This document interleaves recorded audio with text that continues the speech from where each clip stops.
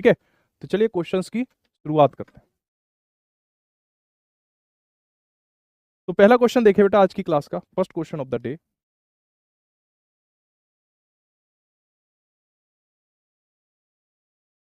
सभी साथी क्वेश्चन को स्वयं से करने का भी प्रयास करेंगे, ठीक है।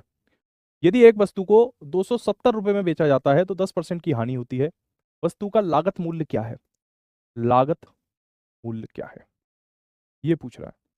तो लागत मूल्य निकालने के लिए जो भी वस्तु को बेचने वाली कीमत है, जैसे 270 में बेचा जा रहा है, तो उस बेचने वाली कीमत में 100 से गुणा करके बट्टे में अगर हानि हो रही है तो 100 में से हानि को घटा माइनस करके भाग लगा दो। ठीक है, 90 से 270 तीन बार कटेगा और 3 की गुणा 100 में करेंगे तो 300 आ जाएगा। तो 300 ऑप्शन नंबर सी का बिल्कुल सही आंसर होगा। चुनाव वाले बेटा इंजमाम नहीं आएंगे आपके उसमें, चुनाव वाले नहीं आते अब, ठीक है। और अब जब प्रैक्टिस करवाऊंगा तब आपका वो करवा दूंगा उसमें क्वेश्चंस। देखो चुनाव वाले हों या वो हों, एक एक ही जैसे क्वेश्चंस है, वो एक कैटेगरी है, वो कोई स्पेशल कैटेगरी नहीं होती है चुनाव। 300 इज द राइट आंसर, ठीक है।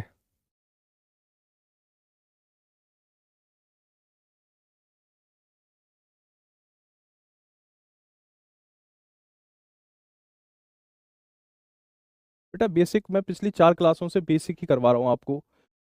बेसिक कराएं आप मेरे ख्याल से आपने पहले इसकी क्लास की नहीं होगी, ठीक है। देखो आप लोगों को शायद अभी ये पता ही नहीं है कि एप्लीकेशन बैचेस चलते कैसे हैं, ठीक है, और पढ़ाई कैसे होती है, ये बेसिक चीज़ें आपको पता नहीं है।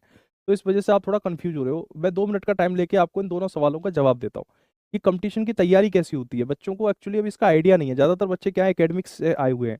जैसे एकेडमिक का मतलब है कि जो उन्होंने पढ़ाई करी है हाई स्कूल इंटर ग्रेजुएशन में, उस हिसाब से ही वो कंपटीशन को देखते हैं कम, और फिर जब तक समझ में आती है तब तक काफ़ी टाइम भी हो जाता है। तो मैं कोशिश करूंगा कि आपको अपनी बातों के माध्यम से मैं आपके जो लंबा अनुभव मिलेगा आपको एक लंबे समय के बाद, ठीक है, वो अनुभव अभी दे देता हूँ। देखो कंपटीशन में क्या होता है, एकेडमिक में क्या होता है कि क्वेश्चन फिक्स होते हैं। जैसे 50 सवाल हैं, 60 सवाल हैं गणित की किताब में, 200 सवाल हैं, तो आपको पता है कि इन 200 सवालों में से कोई एक सवाल पेपर में आएगा, ठीक है। तो आपको इन 200 सवालों को ही करना है। कंपटीशन में 20,000 क्वेश्चन है। मैथ में कितने क्वेश्चन है? 20,000। अब जरूरी नहीं है कि उन 20,000 में से कोई सवाल आए, ये भी जरूरी नहीं है कि उन 20,000 में से नहीं आए। तो ऐसा भी हो सकता है कि उन 20,000 में से भी आए या कोई नए सवाल वो बना के दे दे। तो एकेडमिक में ये देखा जाता है कि आपको क्या पूरा सिलेबस आता है। एकेडमिक का मतलब है हाई स्कूल इंटर और ग्रेजुएशन में जो आपने पढ़ाई की स्कूल कॉलेज यूनिवर्सिटी में, वहां ये देखा जाता है। कंपटीशन में ये नहीं देखा जाता कि आपने क्या कोई पर्टिकुलर किताब पूरी करी, नहीं। या ये देखा जाता है कि आपकी अवधारणा कितनी स्पष्ट है। अभिधारणा, अगर आपकी अवधारणा स्पष्ट है तो एग्जामिनर ऐसे सवाल भी पूछ सकता है आपसे जो कभी किसी किताब में बनाई नहीं गई, जिस एग्जामिनर ने कभी किसी परीक्षा में दुनिया में आज तक नहीं पूछा। वो ऐसे सवाल भी पूछेगा, वो पूछेगा किससे? परसेंटेज से ही पूछेगा, प्रॉफिट लॉस से, नए सवाल बना के पूछेगा। तो अब एकेडमिक में क्या था? रट्टा था। 200 सवाल रट लिए, जिसने रट लिया उसके पूरे में पूरे नंबर आए, जिसने नहीं रटे वो फेल हो गया। कंपटीशन में ऐसा नहीं होता है, यह रटने का काम नहीं है कंपटीशन में। कंपटीशन में होती है अभिधारणा को स्पष्ट करना। तो अभिधारणा को स्पष्ट करने का मतलब ये होता है कि आपको, जैसे अब इसको हम कैसे करते हैं इस चीज पे काम, हम 2 तरीके से करते हैं। पहला तरीका है तो क्लास में पढ़ाते हैं, पहली लेयर में क्लास में पढ़ाते हैं। जैसे मैं आपको ये पढ़ा रहा हूँ, ये पहली लेयर है, मैं आपका सिलेबस पूरा कर दूंगा ऐसी पढ़ा पढ़ा के। तो उसका मतलब ये नहीं है कि आपका और मेरा कनेक्शन खत्म, कि आपने भाई साहब कोर्स खरीदा, टीचर ने पूरा सिलेबस करा दिया, अब हम हमारा काम खत्म नहीं। वो पहला काम खत्म हुआ है। दूसरा काम होता है प्रैक्टिस, यानी पहली बार में जब आपने चीजें समझी, क्लास में जब पहली बार में पढ़ा, तब आपको किस कोई बहुत अच्छा था तो उसके 90% समझ में आ जाएगा। 100% कभी किसी को समझ में नहीं आया ना, पहली बार में कभी किसी को 100% समझ में आता है, ठीक है। परसेंटेज होती है किसी के, मैं बिल्कुल प्रैक्टिकल बात कर रहा हूँ, बिल्कुल प्रैक्टिकल बात, क्योंकि मैं खुद एक स्टूडेंट रहा हूँ, मैंने भी सीजीएल दिया था, क्वालिफाई भी किया। तो जो मेरा अपना अनुभव है प्रैक्टिकली वही मैं आपको बता रहा हूँ। पहली बार में आपको कुछ परसेंटेज में समझ में आएगा, जैसे 80% समझ में आ गया, 90% आ गया, लेकिन डाउट रहेंगे, वो सबको रहते हैं। फिर चाहे वो टॉपर हो ऑल इंडिया का, जो झारखंड पुलिस के एग्जाम में पूरा स्टेट टॉप करेगा वो हो, या वो हो जो फेल हो जाएगा, दोनों के साथ सेम घटना होगी। अब फिर चालू होगा सेकंड राउंड, जिसमें होंगे प्रैक्टिस क्वेश्चन, यानी जो मैं ये पढ़ा रहा हूँ फिर इन्हीं क्वेश्चन को दोबारा से पढ़ाऊंगा, लेकिन अभी चैप्टर वाइज पढ़ा रहा हूँ, फिर चैप्टर वाइज नहीं पढ़ाऊंगा, फिर मिक्स पढ़ाऊंगा। जैसे एक एसआई का सवाल डाल दिया, एक परसेंटेज का डाल दिया, एक प्रॉफिट लॉस का। तो अभी जो आपको समझ में आया, उस अभी वाले समझ के आधार पर आप प्रैक्टिस करोगे इन सवालों की, तब जाके आपकी कॉन्सेप्ट जो अभी 80% थी वो 100% हो जाएगी। ये प्रक्रिया होती है, ठीक है। तो अभी आप पहली प्रक्रिया में हो, पहली प्रक्रिया में हो, तो इसलिए डरना और घबराना मत। ये मत सोचना कि सर ने एक बार ये टॉपिक पढ़ा दिया और हमारे डाउट है तो अब ये कभी क्लियर नहीं होंगे, ऐसा नहीं है। इन्हें फिर से पढ़ाया जाएगा, ठीक है, इन चीजों को दोबारा से बताया जाएगा, तब आपकी और ज्यादा चीजें क्लियर होती जाएंगी।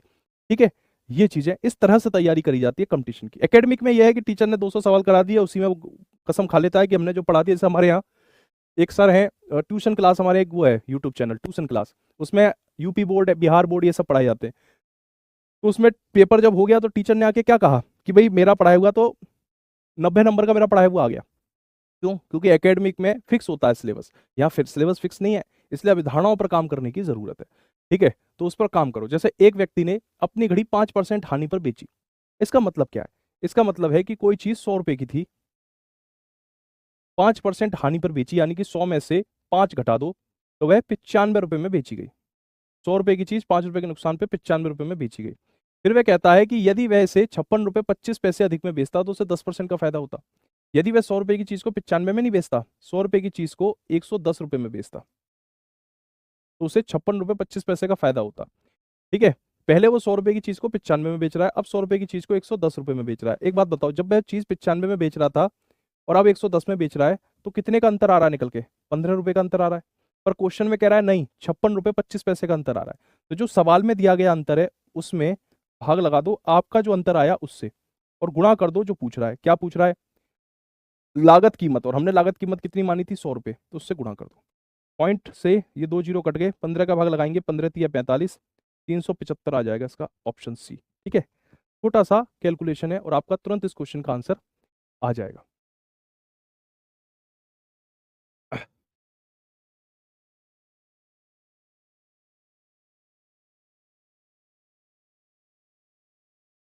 सुनील मुखैया, एक बार मुझे टेलीग्राम पे बता देना कौन सा ऐसा बच्चा है इसका पेमेंट हो गया, क्लास नहीं चालू हुई, तो मैं बात करता हूँ, देख एक बार दिखवा दूंगा उसका। ठीक है, आप नोट कर लोगे हैं? अभी फोन करके करवा देना इनकी प्रॉब्लम सॉल्व। ठीक, ठीक है, चलो।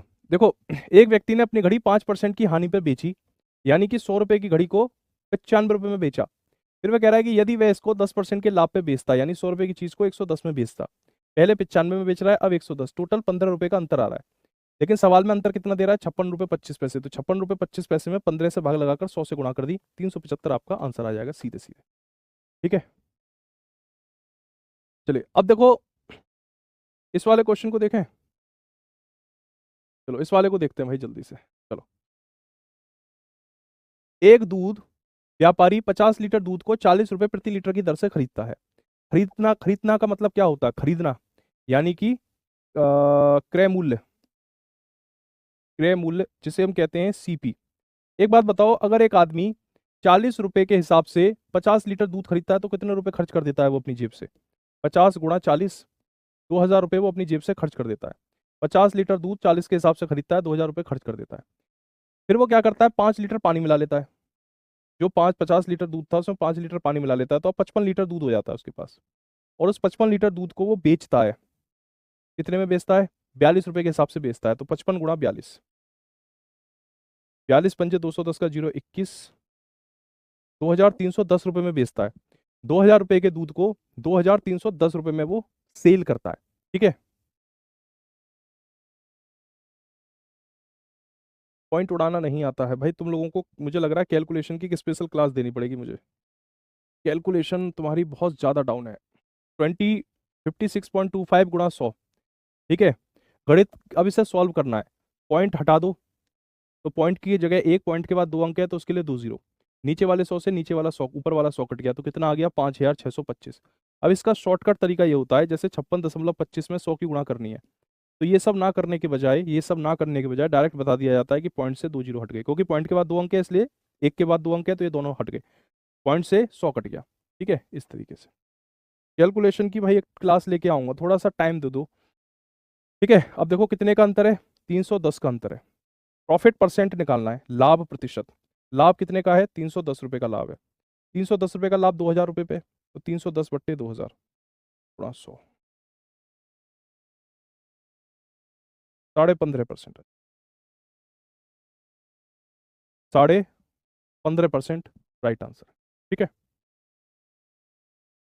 चलो इनको देखेंगे बाद में, पहले इनको निपटाते हैं। छठा, सात, आठ, पहले इनको निपटाते हैं क्योंकि ये क्वेश्चन थोड़े से कठिन है। चलो पहले इनको निपटाते हैं, फिर उनको छोटे छोटे क्वेश्चन है तो कल भी मैंने पढ़ाए थे, बाद में देखूंगा। एक व्यक्ति को 1 रुपए में 12 संतरे बेचने पे 20% की हानि होती है। 20% का अभिलाभ प्राप्त करने के लिए 1 रुपए में कितने संतरे बेचे जाएं? ठीक है। आप में से काफी लोग होंगे जो मतलब आप लोग जितने भी यहाँ पढ़ाई कर रहे हैं इस समय, 600 650 700 जितने भी बच्चे हैं, आप सारे बच्चों ने कोई ना कोई मतलब मार्केट से चीजें तो खरीदी होंगी। ठीक है। आपने मार्केट में कुछ ना कुछ तो परचेज किया होगा। अब आप एक कल्पना करो, एक व्यक्ति को 1 रुपए में 12 संतरे बेचने पे 20% की हानि होती है। मतलब एक आदमी है, वो 1 रुपए में 12 संतरे बेच रहा है। 1 रुपए में 12 संतरे बेच रहा है और उससे उसको 20% की हानि हो जाती है। 20% का उसे नुकसान हो जाता है इस बात से उसको। ठीक है। यानी 1 रुपए में 12 संतरे वो ज्यादा बेच रहा है, कम बेचने चाहिए। 1 रुपए में 12 बेचने से उसे 20% का नुकसान हो जाता है। ठीक है। तो वह पूछ रहा है कि अगर वह 20% का फायदा प्राप्त करना चाहे, 20% का जो नुकसान हो रहा है इसके एवज में वो 20% का फायदा उठाना चाहे, तो 1 रुपए में उसे कितने संतरे बेचने चाहिए, ये क्वेश्चन कह रहा है। मतलब एक आदमी 1 रुपए में 12 संतरे बेचता है तो उसे 20% का नुकसान होता है। तो हमें ये बताओ कि 1 रुपए में हम कितने संतरे बेचें कि हमें 20% नुकसान की जगह 20% फायदा हो जाए, ये सवाल कह रहा है। सवाल समझ में आ गया आपको? अब कैसे करना है वो समझ लो। देखो, 1 रुपए में 12 संतरे बेच रहे हैं, यानी 12 संतरे 1 रुपए में बेच रहे हैं, तो एक संतरा कितने में बेचेंगे? 1/12 में। अगर 12 संतरे 1 रुपए में बेच रहे हैं, 12 संतरे 1 रुपए में बेच रहे हैं, तो एक संतरा 1/12 रुपए में बेचेंगे। अगर 2 संतरे 20 रुपए के बेच रहे हैं, तो एक संतरा 20/2 यानी 10 रुपए में बेचा जाएगा। 2 संतरे 20 रुपए के हैं, तो एक संतरा 10 रुपए का होगा, तभी तो 2 20 के होंगे। ऐसे समझना मेरी बात को, ठीक है। तो अगर 12 संतरे 1 रुपए में है, तो एक संतरा 1/12 में बेचा जाएगा। 1/12 रुपए में एक संतरा बेचा जा रहा है, 20% की हानि हो रही है, तो एक संतरा कितने रुपए का दुकानदार को पड़ रहा है? यानी विक्रय मूल्य दिया है, क्रय मूल्य निकालना है। तो कैसे निकालेंगे? विक्रय मूल्य गुणा 100 बट्टे 100 में से हानि घटा दो 80। ये एक संतरे का क्रय मूल्य आ गया। अब एक संतरे के क्रय मूल्य को 20% के फायदे पे बेचना है, यानी कि अब ये जो वैल्यू आई इसका 20% फायदा निकालना है, यानी कि 20, 100 में 20 जोड़ दो, 120 बट्टे 100। 0 से 0 कट गया, 40 से 80 कटेगा 2 बार, 40 से 120 कटेगा 3 बार, 3 से 12 कटेगा 4 बार, एक ऊपर रह गया, 4 की गुणा 2 में करेंगे 8, यानी 1 रुपए में 8 संतरे बेचे जाए। ऑप्शन नंबर बी, 1 रुपए में 8 संतरे बेच दो, 20% का फायदा हो जाएगा। ठीक है। 1 रुपए में 8 संतरे, ध्यान से देखना, यहां जो मैंने आपको बताया था ना, यहां वही चीज लग रही है, यहां वही चीज लग रही है भाई, सेम। ठीक है, लेकिन भाषा ऐसी घुमा दी कि अच्छे अच्छे घूम जाए पेपर में कि क्या कह रहा है, कहना क्या चाह रहा है। ठीक है। अगर 12 रुपए का एक संतरा है, तो 1 रुपए का 1/12 संतरा होगा, एक संतरा मिलेगा 1/12 में। उसका 20% हानि गुणा 100/80, फिर 20% फायदा यानी 120/100। ठीक है। 5 का 4 क्या बेच रहा है? 1 रुपए के 8। अब देखो इसी तरह का ये क्वेश्चन है, एक बार आप इसको दिमाग लगा के देखो क्या कह रहा है। एक दुकानदार 7 पेन 10 रुपए के बेच रहा है, मतलब 10 रुपए में 7 पेन खरीद के लाया।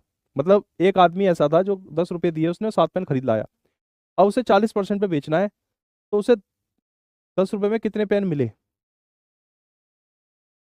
अच्छा ठीक है, उसे 40% लाभ पर बेचा। मतलब इस ये सवाल की प्रैक्टिकल कहानी बताऊं क्या है। जैसे आप हो, एक लड़का उठा लेता हूँ क्लास में से, नीतीश कुमार। नीतीश कुमार ने क्या किया, एक दुकान पे गया और उसने 10 रुपए के 7 पेन खरीद लिए। 10 रुपए में 7 पेन खरीद लिए, और 10 रुपए में 7 पेन खरीद के उन्हें 40% फायदे पर बेच दिया। 10 रुपए में 7 पेन खरीद के 40% फायदे पर बेच दिया।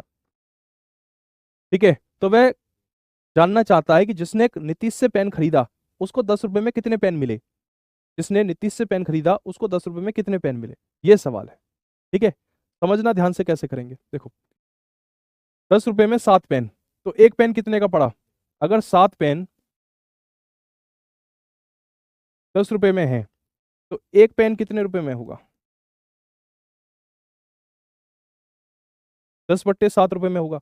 अगर 7 पेन 10 रुपए में है, तो एक पेन 10/7 रुपए में होगा। ये एक पेन का क्या निकल के आ जाएगा? क्रय मूल्य। एक पेन का क्रय मूल्य कितना है? 10/7। और उसे बेचा कितने पे गया? 40% के फायदे पे। तो 10/7 का 40%, 40% फायदा, यानी कि 100 में 40 जोड़ दो, 140/100। ठीक है। ये क्रय मूल्य है, यहाँ एक पेन का विक्रय मूल्य निकाल देते। जब क्रय मूल्य से विक्रय मूल्य निकलता है, तो ऊपर 100 प्लस प्रॉफिट परसेंट बट्टे 100। 20 से 140 कटेगा 7 बार, 20 से 100 कटेगा 5 बार, 5 से 10 कटेगा 2 बार, 7 से 7 कट गया, यानी कि एक पेन की कीमत 2 रुपये आ गई। एक पेन को, खरीदार को 2 रुपए का एक पेन पड़ा, खरीदार ने कितने रुपए खर्च करे, 10 रुपए खरीदे, एक पेन की कीमत 2 रुपए, तो उसे कितने पेन मिलेंगे, 5 पेन मिलेंगे। Option C 5। 5, 50 नहीं मिलेंगे भाई, 5 पेन मिलेंगे, 5। ठीक है, 5 पेन मिलेंगे। दो विक्रय मूल्य आया ना, 2 पेन, मतलब एक पेन को जो बेचा गया वो 2 रुपए में बेचा गया, तो दुकान जो जिसने खरीदा उसने 10 रुपए में कितने पेन खरीदे, 10/2, 5 पेन खरीदे। 2 पेन नहीं बेटा, 5 पेन है।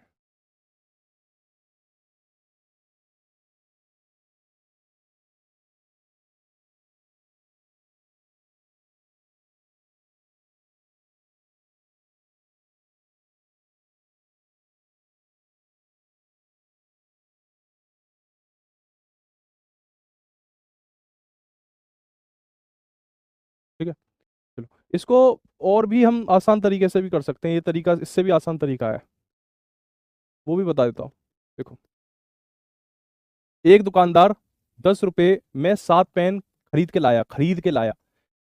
खरीद मूल्य कितना है, खरीद कितना है, 10, यानी कि खरीदने का मतलब है सीपी कितना है, 10 रुपया। सीपी मतलब क्रय मूल्य, क्रय मूल्य कितना है, 10 रुपया, यानी 10 रुपए में उसने पेन को खरीदा। ठीक है, 40% के फायदे पे बेचा, लाभ कितना है, 40%। अगर क्रय मूल्य 10 रुपये है तो लाभ कितना है, 40%, तो विक्रय मूल्य कितना आ जाएगा, क्रय मूल्य है 10 रुपये, 140/100, जीरो से जीरो, यानी कि उसको 7 पेन उसने 14 रुपए में बेचे, यानी 7 पेन वो 10 रुपए में खरीद के ला रहा था, उसने 40% के फायदे पे 7 पेन बेचे 14 रुपए में, तो एक पेन उसने कितने में बेचा, तो 14/7, यानी कि 2 रुपए में उसने एक पेन बेचा।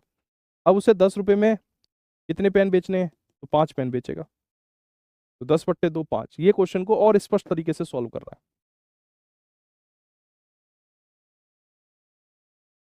ठीक है जी, चलो एक ये वाला देखो जी, ये तो बहुत ही आसान क्वेश्चन है यार। एक केले 1 रुपए में 4 की दर से केले खरीदे जाए तो 1 रुपए में कितने केले बेचो कि 33 से 1/3% फायदा हो। 1 रुपए का मतलब क्या होता है, 100 पैसे।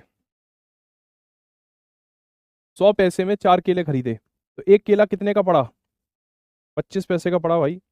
अगर 100 पैसा मतलब 1 रुपया, 100 पैसे का मतलब क्या होता है, 1 रुपया। अगर 1 रुपये यानी कि 100 पैसे में संतरे क्या खरीदा, केले खरीदे, 100 पैसे में 4 केले खरीदे, एक केला 25 पैसे का पड़ेगा, एक केला 25 पैसे का पड़ेगा। अब मैं कह रहा है कि 33.33% का फायदा हो, यानी एक केला 33.33 पैसे में बेचा जाए, एक केला।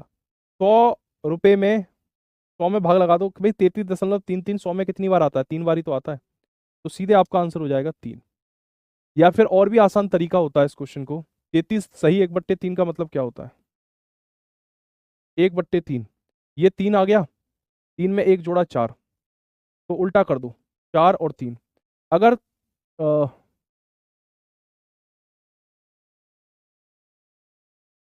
ठीक है, 4 3 3 4, छोड़ो इसको, ऐसे मत करो यार, हंसोगे। यही तरीका सबसे बढ़िया है। ठीक है, 1 रुपए में 100 पैसे होते हैं, 100 पैसे में 4 केले खरीदे, यानी 25 पैसे में एक केला खरीदा। अब उससे 33 सही 1/3% का फायदा हो रहा है, यानी एक केला 33.33 पैसे में बेच रहा है, एक केला 33.33 पैसे में बेच रहा है। तो 100 पैसे में कितने केले आएंगे, अगर एक केला 33.33 का है तो 100 में 33.33 कितनी बार आते हैं, 3 बार, यानी कि 3 केले वो देगा।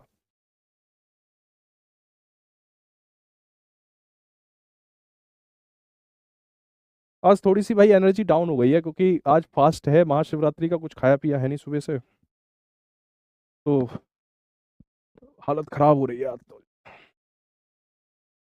डाउन हो रहा है मामला।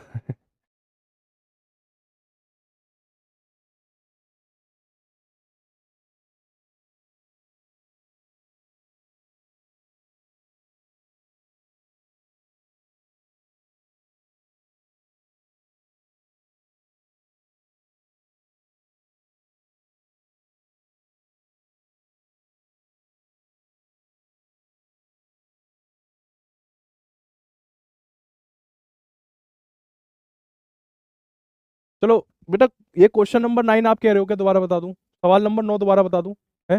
चलो दोबारा बताता हूँ सर, एक बार और बता दीजिए, दोनों दोबारा बता दूं, कौन सा दोबारा बता दूं, मैंने 11 नंबर तो बताया नहीं है, 33 समझ में नहीं आया। चलो देखो जी, देखो ये यूं कह रहा है 1 रुपए में 4 की दर से केले खरीदे जाएं। ठीक है, 1 रुपए का मतलब 100 पैसे, 100 पैसे में 4 केले खरीदे, 100 पैसे में 4, तो 100 पैसे में अगर तुम 4 केला खरीदोगे तो एक केला 25 पैसे का ही तो पड़ेगा। अगर तुम 1 रुपए का मतलब 100 पैसा होता है, 1 रुपए का मतलब क्या होता है 100 पैसा। अगर मैं 100 पैसे में 4 केले खरीदूंगा तो एक केला 25 पैसे का मेरे लिए पड़ गया, एक केला 25 पैसे का पड़ गया, मतलब 1 रुपए में 4 केले तो चवन्नी का एक केला पड़ गया ना मेरे लिए, चवन्नी मतलब 25 पैसे का एक केला पड़ गया। अब वह कह रहा है कि 33 सही 1/3 यानी 33.33 का लाभ हो, तो 100 का 33 सही 1/3% कितना होता है, 33.33 रुपया होता है। यानी कि मैं 25 पैसे का केला खरीद के लाऊं एक केला, और एक केले को 33.33 रुपए में बेच दूं एक केले को। ठीक है, तो 100 में 25 कितनी बार आता है, 4 बार, तो 100 में 33.33 कितनी बार आएगा, 3 केला। यानी कि मैं जहां 100 रुपए में 4 केले खरीद रहा था, पर मैं बेचूंगा 100 में 3 केले, 100 में 3 केले बेचूंगा, तब जाके मुझे 33.33% का लाभ होगा। ये इसका मतलब है। ठीक है, इस क्वेश्चन में कुछ भी वो नहीं है बेटा, कुछ भी इसमें लॉजिक नहीं है इस क्वेश्चन में, मतलब बहुत ही सरल सा सवाल है। और इससे जो पहले वाला सवाल था ये कह रहा था एक दुकानदार 10 रुपए प्रति 7 पेन की दर से पेन खरीद रहा है, यानी कि वह अपनी जेब से, देखो ऐसे सोचा करो, इसमें बस इतनी सी बात सोचो, मैं थोड़ा सा यहां बता देता हूं, रुको अभी। देखो, अगर क्रय मूल्य दिया है, क्रय मूल्य बराबर सीपी है, अगर लाभ प्रतिशत बराबर प्रॉफिट परसेंट है, और आपसे विक्रय मूल्य पूछे, तो क्या करेंगे, जो भी क्रय मूल्य है उसमें गुणा कर देंगे जो भी प्रॉफिट परसेंट है उसको 100 में जोड़कर, और बट्टे में 100। ये सूत्र दिमाग में बिल्कुल बैठा रहे, विक्रय मूल्य, तो उससे क्या, विक्रय मूल्य मतलब एसपी, और अगर तुमसे सीपी निकलवाए तो विक्रय मूल्य में 100 से गुणा करके बट्टे में 100 प्लस प्रॉफिट परसेंट, अगर लॉस है तो लॉस परसेंट। अब यहां देखो, 10 रुपए में खरीद के लाया, यानी क्रय मूल्य 10 रुपए है, लाभ परसेंट 40, तो विक्रय मूल्य क्या है, विक्रय मूल्य जो भी क्रय मूल्य है उसमें 100 में लाभ परसेंट जोड़ के 100 से भाग लगा दो। विक्रय मूल्य क्या है, जो भी क्रय मूल्य है, यानी 10 रुपया में 100 में 40 जोड़ो, 140 बट्टे 100, 14 रुपया, यानी कि आप 10 रुपए की चीज को 14 रुपए में बेच रहे हो। एक बात बताओ यार, 10 रुपए की चीज को 14 रुपए में बेच रहे हो, आप 10 रुपए में 7 पेन लेकर आए, आपने 14 रुपए में 7 पेन बेच दिए, तो आपने एक पेन 2 रुपए का ही तो बेचा। अगर आपने 14 रुपए में 7 पेन बेच दिए तो आपने दो एक रुपये एक पेन 2 रुपए का ही तो बेचा। तो वह कह रहा है कि जिस आदमी ने पेन खरीदे उसने 10 रुपए दिए थे, तो बताओ कितने में उसने कितने पेन खरीदे, एक पेन आपने 2 रुपए का बेचा, तो सामने वाले ने 10 रुपए दिए तो आपने उसे 5 ही तो पेन दिए। तो यही आपका आंसर है, 10/2 5। बस कितना छोटा सा सवाल है। ये वाला सवाल देखो बेटा, एक व्यक्ति ने 20 सेब 100 रुपए में बेचे, 20% लाभ प्राप्त किया, 100 रुपए में उसे कुल कितने सेब खरीदे थे। ये आया हुआ क्वेश्चन है, बढ़िया क्वेश्चन है। ठीक है, इंपॉर्टेंट क्वेश्चन है।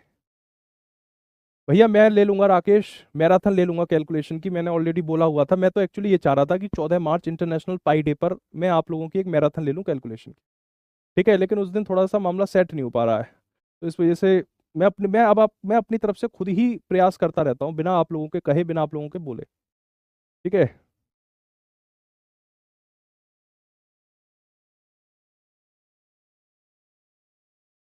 ठीक है, एक व्यक्ति ने 20 सेब 100 रुपए में बेचे। देखो बेटा, एक व्यक्ति ने 20 सेब 100 रुपए में बेचे और 20% लाभ प्राप्त किया, तो उसने 100 रुपए में कुल कितने सेब बेचे। प्यारे बच्चों एक बात बताओ, उसने बेचा कितने रुपए में बेचे, 100 रुपए में बेचे, 100 रुपए में बेचे, यानी कि एसपी विक्रय मूल्य कितना है, 100 रुपया, लाभ परसेंट कितना है, 20% है। ठीक है, विक्रय मूल्य 100 रुपया, लाभ 20, तो क्रय मूल्य बराबर क्या होगा, क्रय मूल्य बराबर क्या होता है, जो भी विक्रय मूल्य दिया है उसमें 100 से गुणा करके भाग लगा दो 100 प्लस लाभ परसेंट, 100 प्लस लाभ, यानी कि 100 में 20 जोड़ के भाग लगा दो। जीरो से जीरो कट गया, 100 की और करो यार इससे सॉल्व, ये 2 से कट जाएगा 10 5 बार, 2 से 12 कट जाएगा 6 बार, 100 की गुणा 5 में करेंगे तो 500/6, यानी कि 500/6 रुपए का। अगर वह देखो, अगर वह 20 सेब 100 रुपए में बेच रहा है, यानी वह 20 सेब 500/6 रुपए में खरीद रहा है, 20 सेब 500/6 रुपए में खरीद रहा है। कितने सेब खरीद रहा है, 20 सेब 500/6 रुपए में खरीद रहा है, तो एक सेब कितने का खरीदेगा, 500/6 गुणा 1/20। ठीक है जी, जीरो से जीरो काट दो तो ये आ जाएगा 25/6 रुपए में वह एक सेब खरीदेगा, 25/6 रुपए में।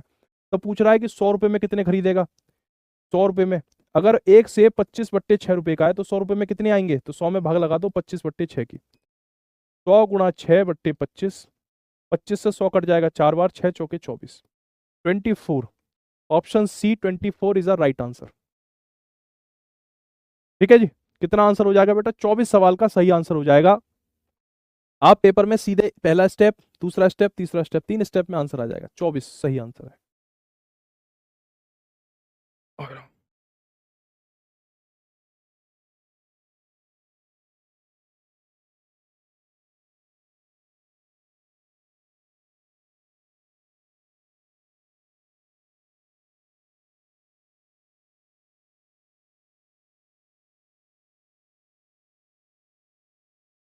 20 नहीं आएगा, 24 आएगा, 24, 24। ठीक है, देखो विक्रय मूल्य 100 रुपया, लाभ परसेंट 20%, तो 20 सेब का क्रय मूल्य कितना है, 100 × 100/120 यानी 500/6। यानी उसने 20 सेब 500/6 में खरीदे, तो एक सेब कितने में खरीदा, 500/6 × 1/20। 20 सेब अगर 500/6 में खरीदे तो एक सेब 500/6 × 1/20 यानी 25/6 में। ठीक है, आप लोगों का एक बात बताऊं, आप लोगों के साथ प्रॉब्लम क्या हो रही है, आप लोगों के साथ प्रॉब्लम ये हो रही है कि आप लोगों में से काफी बच्चों की कैलकुलेशन बहुत कमजोर है। ठीक है, अब जैसे मैं आपको यही बताता हूँ कि यही मैंने कर दिया, देखो ऐसे करते हैं, जैसे 20 सेब बराबर हैं 500/6 के, क्योंकि इसलिए एक सेब बराबर होगा 500/6/20। ठीक है, अब 500/6 जैसा है वैसे ही रहेगा, और ये जो 20 है ना, जब इसकी गुणा होगी, ये नीचे से जब ऊपर जाएगा तो ये 1/20 हो जाएगा। मतलब ये जो 20 है, जब ये हर से ऊपर जाएगा, मतलब नीचे से ऊपर, ये अंश से ये हर है, जब हर से ये अंश की तरफ जाएगा तो उल्टा हो जाएगा, यानी 20 1/20 हो जाएगा। जीरो से जीरो काटेंगे, ये हो जाएगा 50/12, यानी कि 25/6 के, जो हमने यहाँ किया है 25/6। इस काम को हमने ऐसे कर दिया। ठीक है, अब ये जो चीजें हैं, इन चीजों को आप थोड़ा सा, इन चीजों को आपको थोड़ा सा समझने की जरूरत है।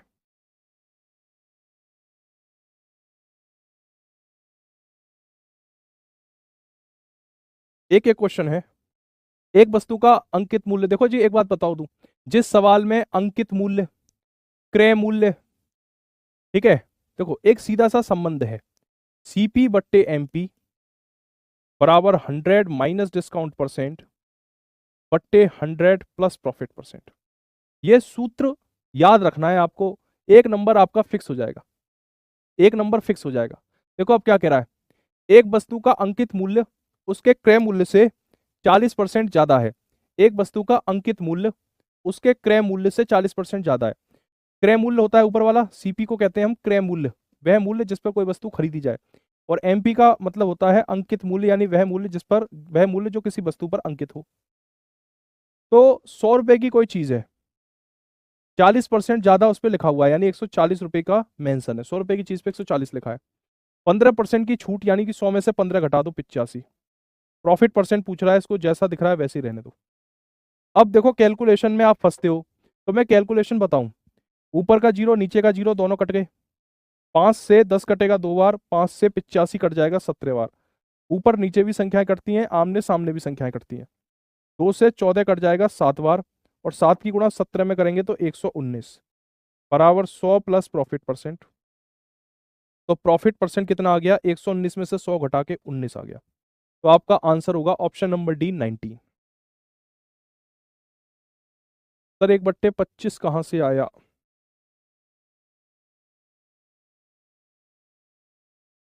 हाँ यार 1/25, तो 1/, अच्छा इसमें, अच्छा यहाँ कह रहे हो क्या, 25 कहाँ से आया, एक सेब की कीमत है ना 25, एक सेब की लागत मूल्य 25/6 है, तो अगर एक सेब 25/6 रुपए का है तो 100 रुपए में कितने सेब आएंगे, 100/25/6। 100 जैसा था वैसे ही रहा, 6 ऊपर चला गया, 100 के साथ आ गया, 25 नीचे रह गया, 25 से 100 कट गया 4 बार, 4 की गुणा 6 में करी 24, ऐसे। 25 से 100 काटोगे तो 4 बार ही तो कटेगा, 4 की गुणा 6 में करेंगे तो 24।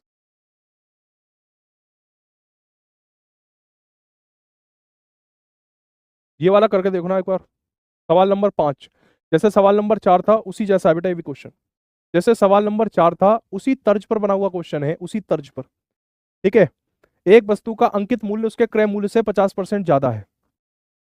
सीपी बट्टे एमपी बराबर 100 माइनस डिस्काउंट परसेंट बट्टे 100 प्लस प्रॉफिट परसेंट। चिंता मत करो, मैंने इन क्वेश्चंस को इतनी बार कराऊंगा कि आपके दिमाग में बैठ जाएंगे। ठीक है।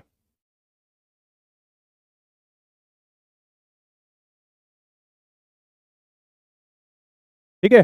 देखो बेटा इसको देखो, एक वस्तु का अंकित मूल्य उसके क्रय मूल्य से 50% ज्यादा है।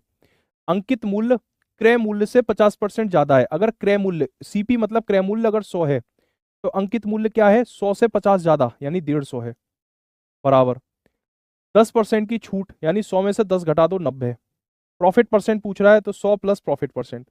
अब देखो कैसे सॉल्व करेंगे। ऐसी संख्या सोचो जो ऊपर भी काट दे नीचे को भी काट दे। 50 दूनी 100, 50 तिया 150। 2 से 90 कट जाएगा 45 बार।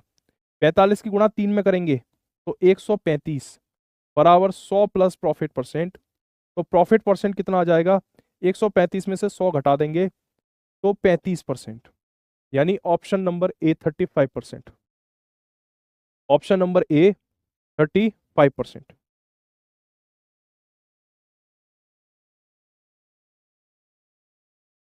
ठीक है।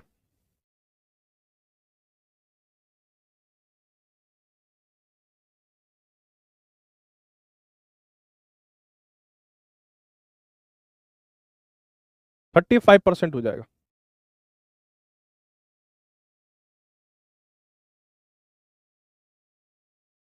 सही आ रहा है आपको। देखो ये वाला देखो, रोहित एक पुराना बल्ला 1230 रुपए में खरीदता है और 180 रुपए उसकी मरम्मत पे खर्च करता है। अच्छा एक बात बताओ, अगर आप कोई चीज मार्केट में लेने गए, सेकंड हैंड कार लेने गए 50,000 रुपए की, ठीक है, और 20,000 रुपए आपने उस कार को ठीक कराने में लगा दिए, तो वो कार आपको कितने रुपए की पड़ी, 70,000 की थी पड़ी। तो आप कहोगे कि 70,000 क्या है, उस कार की लागत मूल्य है। 70,000 क्या है, उस कार का लागत मूल्य है, लागत मूल्य। ठीक है। तो एक बल्ला 1230 रुपए में खरीदा गया। सीपी मतलब कितने रुपए में खरीदा गया, 1230 रुपए में एक बल्ला खरीदा गया और 180 रुपए उसकी मरम्मत पे खर्च हो गए। जीरो की गुणा जीरो में करेंगे जीरो, 8 की गुणा 3 में करेंगे 11 का एक, हासिल का एक, 12 तेरह 14, 1410 रुपए टोटल उस बल्ले को खरीदने में खर्च कर दिए गए। और बेचा कितने में, 1128। 1128 रुपए में बेचा, तो कितने का नुकसान हो गया, 10 में से 8 गया 2, 10 में से 8 गया, 10 में से 8 गया 2, फिर 10 में से 2 गया 8, 282। ठीक है। 282 रुपए का नुकसान हो गया। तो नुकसान का परसेंट पूछ रहा है, हानि होगी ना 282 रुपए की, हानि प्रतिशत पूछ रहा है। लाभ हानि हमेशा क्रय मूल्य पे लेते हैं। हानि कितनी है, 282 रुपए की। 282 रुपए की हानि किस पर हुई, 1410 रुपए पे हुई। 1410 गुणा 100%। जीरो से जीरो कट गया, 141 से 282 कटेगा 2 बार, 2 की गुणा 10 में करेंगे तो कितना आ जाएगा, 30% हानि। 20%, यही आ रहा है आपका। हाँ बहुत शानदार भाई, 20% बेटा बिल्कुल सही आंसर है क्वेश्चन का। देखो ये वाला क्वेश्चन करो थोड़ा सा, ये घुमाया है इसने क्वेश्चन को।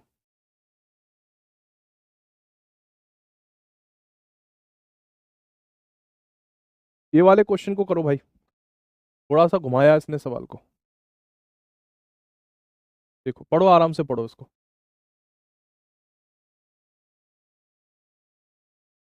पढ़ो पढ़ो पढ़ो, प्रैक्टिकली बताऊंगा कैसे ये क्या क्या रहा है।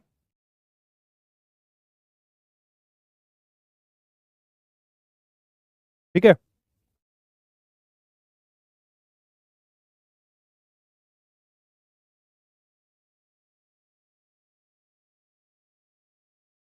देखो, गोपी किसी वस्तु को खरीदने के लिए स्थान ए से स्थान बी तक जाता है, क्योंकि स्थान बी पर वह वस्तु 15% कम मूल्य पर मिलती है।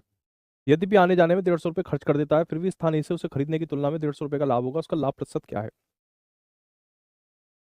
प्रैक्टिकली बताऊं। गोपी नाम का एक बालक है, क्या नाम है, गोटी, गोपी। अब गोपी को कोई चीज खरीदनी है, ठीक है, तो वो जहां रहता है उसने उस एरिया में चेक किया, तो उसको मान लो कि वो चीज 2,000 रुपये में मिल रही थी। ठीक है। फिर उसने पूछा भाई साहब, ये 2,000 रुपये की मिल रही है मेरे एरिया में, कहीं और सस्ती मिलेगी? तो किसी ने कहा गोपी तू अपने एरिया को छोड़ के, ठीक है, अपने एरिया को छोड़ के दूसरे एरिया में चला जा, वहां वो चीज तेरे को 1,700 रुपए की मिल जाएगी, लेकिन दिक्कत यह है कि वहां जाने आने में तेरा 150 रुपए का खर्चा हो जाएगा। तो गोपी ने सोचा कि यहाँ 2,000 रुपये की मिल रही है, अगर मैं उस जगह जाऊं तो मुझे वो 1,700 की मिल जाएगी, 300 रुपये बचेंगे, लेकिन 150 रुपये आने जाने में, यानी 150 रुपये तो मेरे को फिर भी बचेंगे। ठीक है, तो मैं खरीद लाया। तो इस तरीके से उसको कितने परसेंट फायदा हुआ ये पूछ रहा है। अब इसमें क्वेश्चन में कहीं ये दिया ही नहीं है कि उसको यहाँ कितने में मिल रही थी, वहां कितने में मिल रही थी, बस उसने ये कह दिया कि स्थान ए पर स्थान बी पे जाता है तो 15% कम मूल्य पर मिलती है। अब देखो कैसे करेंगे। एक है स्थान ए, एक है स्थान बी। गोपी किसी वस्तु को खरीदने के लिए स्थान ए से स्थान बी तक जाता है, क्योंकि स्थान बी पर वह वस्तु 15% कम मूल्य पर मिलती है। मान लो कि स्थान ए पर वह x रुपए की मिलती थी, तो स्थान बी पर कितने की मिलेगी? x में x का 15% कम, यानी x माइनस एक्स गुणा 15/100, यानी कि 100 की गुणा x में करेंगे तो 100x माइनस 15x/100, यानी कि 85x/100।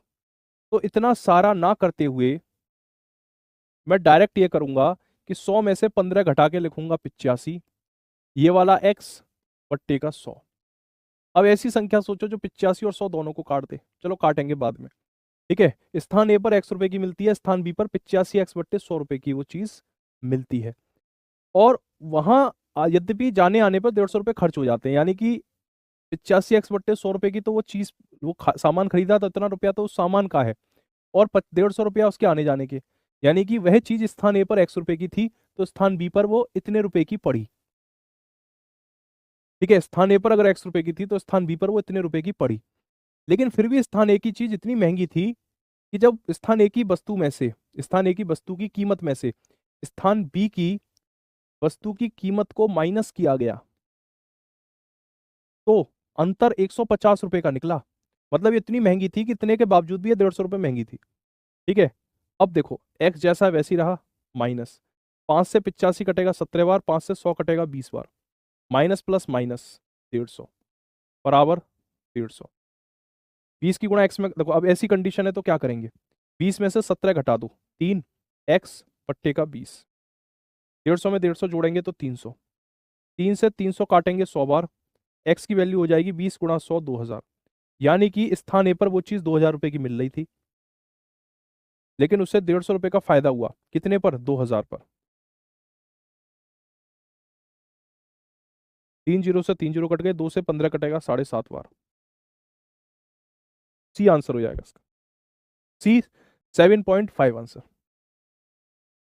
हाँ जी, 2,000 मान के कर लो, 2,000 मान के कर लो, पर 2,000 कैसे मान लोगे? तुम कोई अंतर्यामी थोड़ी हो कि जो क्वेश्चन का सही आंसर है वही मान लोगे।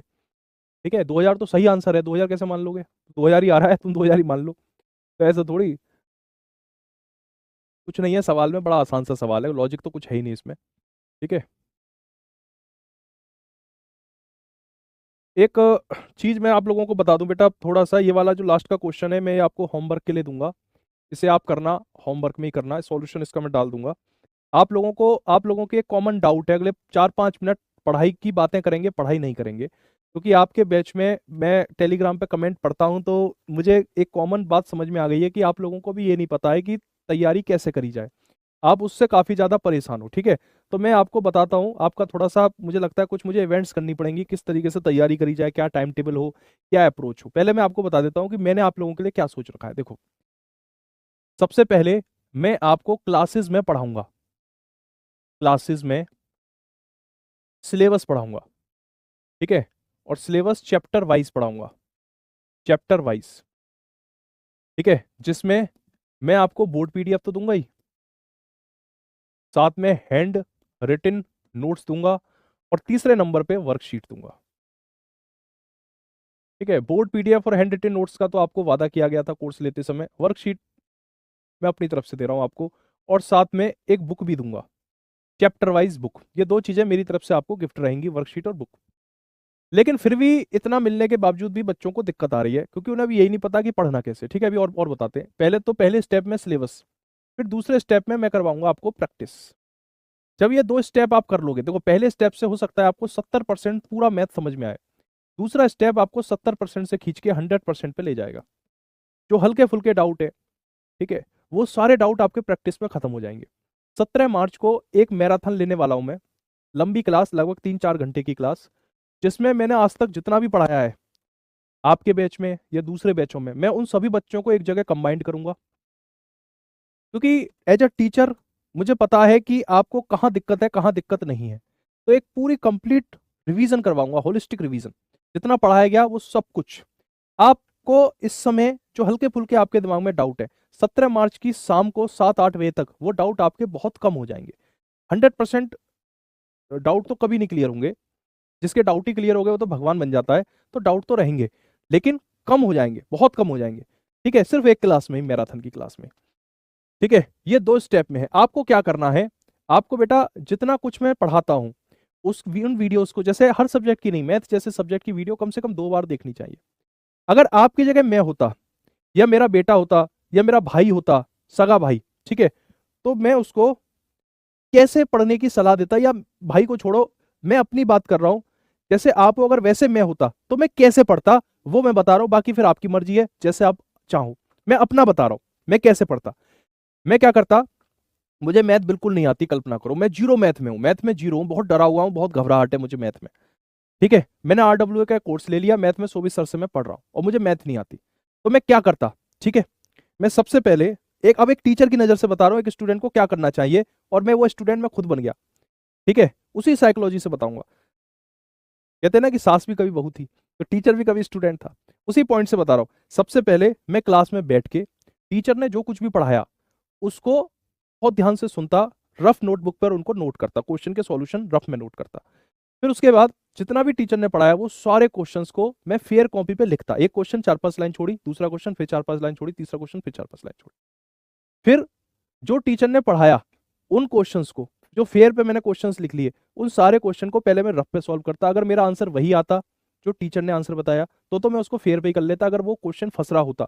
ऐसा तो है नहीं कि आप बिल्कुल ही जीरो है, किसी एक स्टेप पे फंसोगे आप, पहली लाइन कर ली, दूसरी लाइन के किसी एक जगह फंस गए कि यहाँ 17 कैसे आएगा या 18 कैसे आएगा, तुरंत वीडियो खोल के देखता। क्योंकि आप तो लकी हो, उस जनरेशन में हो जहाँ रिकॉर्डेड वीडियो मिलती है, हम तो भैया उस पीढ़ी में थे जहाँ, मैं तो अपनी बताऊं, मैं तो जब पढ़ाई करता था तो मैं तो 2-2 हजार बच्चों की भीड़ में बैठ के मैंने पढ़ाई करी है। ठीक है, जहां पर टीचर मुंह में पान और गुटखा दबा के पढ़ाते थे, आधे शब्द तो वो मुंह में ही खा जाते थे, कोई रिकॉर्डेड वीडियो नहीं थी। ठीक है, वहां जो रह गया वो रह गया, बगल वाले से पूछ रहे हैं कि भैया क्या कहा इन्होंने। आप लोगों को तो रिकॉर्डेड वीडियो मिल रही है, इसका फायदा उठाओ।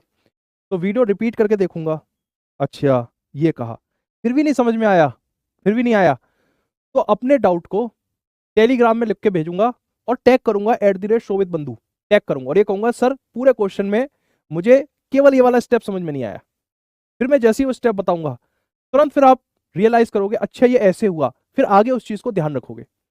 ठीक है, वर्कशीट लगाने का प्रयास करो, और मैं वर्कशीट के रिप्लेसमेंट पर आपको पीडीएफ भी दे रहा हूँ, चैप्टर वाइज पीडीएफ, जो बिल्कुल कांस्टेबल जैसी एग्जाम के लिए क्वेश्चन है, वही क्वेश्चन का सेट, उन क्वेश्चंस को करो, जहां फंसो उसके लिए सॉल्व एग्जाम्पल देखो।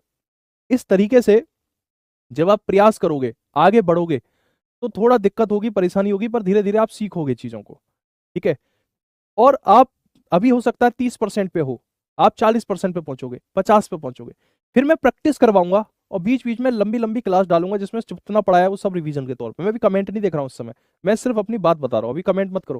ठीक है, फिर मैं क्लासें डालूंगा और आपके जो डाउट होंगे वो सारे डाउट एक ही क्लास में ले लूंगा, इस तरीके से क्लासेस सेट करूंगा, क्योंकि मुझे पता है कि बच्चे को कहाँ डाउट आया। जैसे आज मैंने जितना भी पढ़ाया, इसमें सबसे ज्यादा डाउट आपको किन क्वेश्चन में आया होगा, आपको इन क्वेश्चन में आया होगा, ये इस वाले में आया होगा, इसमें आया होगा, इसमें आया होगा, इनमें डाउट आया होगा, ये 10/7 कैसे हो गया, ये कैसे हो गया, इनमें हल्का फुल्का, और बहुत हल्के फुल्के डाउट है।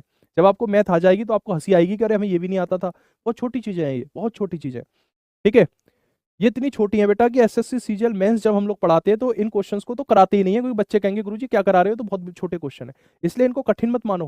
ये कठिन नहीं है, छोटे क्वेश्चन है, अपनी क्षमताओं के तुम्हारी क्षमताओं के आगे कुछ भी नहीं है। फिर मैं प्रैक्टिस करवाऊंगा ना, तो जो अभी तुम 30 हो, तुम 30 से 70 80 90 तक पहुंचोगे, ऐसे होगा। अगर जो टॉपिक तुम्हें अभी थोड़ा बहुत डाउट है तो परेशान मत होना कि सर ने परसेंटेज पढ़ा दिया, प्रॉफिट लॉस पढ़ा दिया, तो अब जिंदगी में सर प्रॉफिट लॉस नहीं पढ़ाएंगे। नहीं, मैं प्रैक्टिस भी करवाऊंगा, इन्हीं चीजों को दोबारा से बताऊंगा, ठीक है, लेकिन अभी नहीं, 1 महीने बाद या 1.5 महीने बाद बताऊंगा। आप मेरे से इतनी जल्दी आप नहीं छूटोगे, अभी मैं अपनी जल्दी, आप ऐसा नहीं कि जल्दी जल्दी सर ने सिलेबस कराया, हाथ जोड़ लिया जयराम जी के आगे बढ़ गए, नहीं, प्रैक्टिस भी करवाऊंगा, परेशान मत हो, ठीक है। तो इस तरीके से बस अपने अंदर भरोसा बना के रखना। इस सेशन में बेटा इतने ही रखते हैं, ठीक है। और डिस्काउंट के बेटा अलग से क्वेश्चन आते नहीं है। कल जो क्लास रहेगी, मैं तो आपको मिक्स्ड ही करा रहा हूँ, डिस्काउंट कोई अलग से कॉन्सेप्ट नहीं होती है, प्रॉफिट लॉस का एक पार्ट होता है। मैथ को आप थोड़ा सा ज्यादा समय दे दो, मैथ और सब्जेक्ट से अलग होता है, थ्योरी वाले सब्जेक्ट से मैथ अलग होता है। मैथ को आप 2 बार पढ़ लो, बाकी सब्जेक्ट को 1 बार पढ़ लो, कोई दिक्कत नहीं है, मैथ के लिए थोड़ा सा टाइम ज्यादा ले लो, ठीक है। तो चलिए, अब आपको मैं मंडे को मिलूंगा, मेरी कल क्लास नहीं होगी, मंडे को मिलूंगा, मंडे को शाम को 4 बजे, ठीक है, कल क्लास नहीं होगी।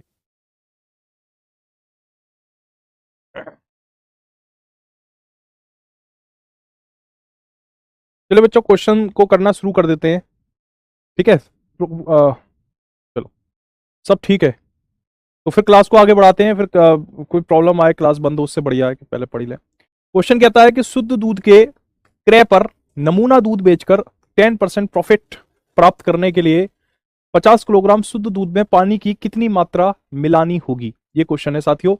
शुद्ध दूध के सीपी पर नमूना दूध बेचकर 10% प्रॉफिट अर्न करने के लिए 50 केजी मिल्क में कितना वाटर मिलाने की आवश्यकता है। एक बार आप लोग ट्राई करके देखिए क्वेश्चन को। आसान भाषा में मैं कहूं तो यह सवाल यह कह रहा है कि एक व्यक्ति के पास 50 लीटर दूध है और वह उस पर फायदा उठाना चाहता है 10% का, तो उसको उस दूध में कितना पानी मिलाना पड़ेगा, यह क्वेश्चन कह रहा है, ठीक है। तो आप ये चीज मान लो, या कॉमन सेंस वाली भी बात है कि आप मान लो कि 1 केजी 1 रुपए का है, ठीक है। अगर 1 केजी 1 रुपए का है तो 50 केजी जो मिल्क होगा उसकी कीमत कितनी हो जाएगी, 50 रुपये हो जाएगी। अगर 1 केजी दूध 1 रुपए का है तो 50 केजी दूध कितने का हो जाएगा, 50 रुपए का हो जाएगा। 50 रुपए के दूध पर 10% का मुनाफा, यानी 50 का 110/100 निकाल दो, ठीक है। जब आपसे कहा जाता है कि किसी भी कीमत पर, किसी एक्स कीमत पर 10% का मुनाफा, मुनाफा मतलब फायदा, ठीक है, किसी एक्स कीमत पर 10% का मुनाफा, तो उसके लिए क्या करेंगे, जो एक्स है उसका 110% निकाल देंगे, यानी एक्स का 110/100 कर देंगे, ठीक है।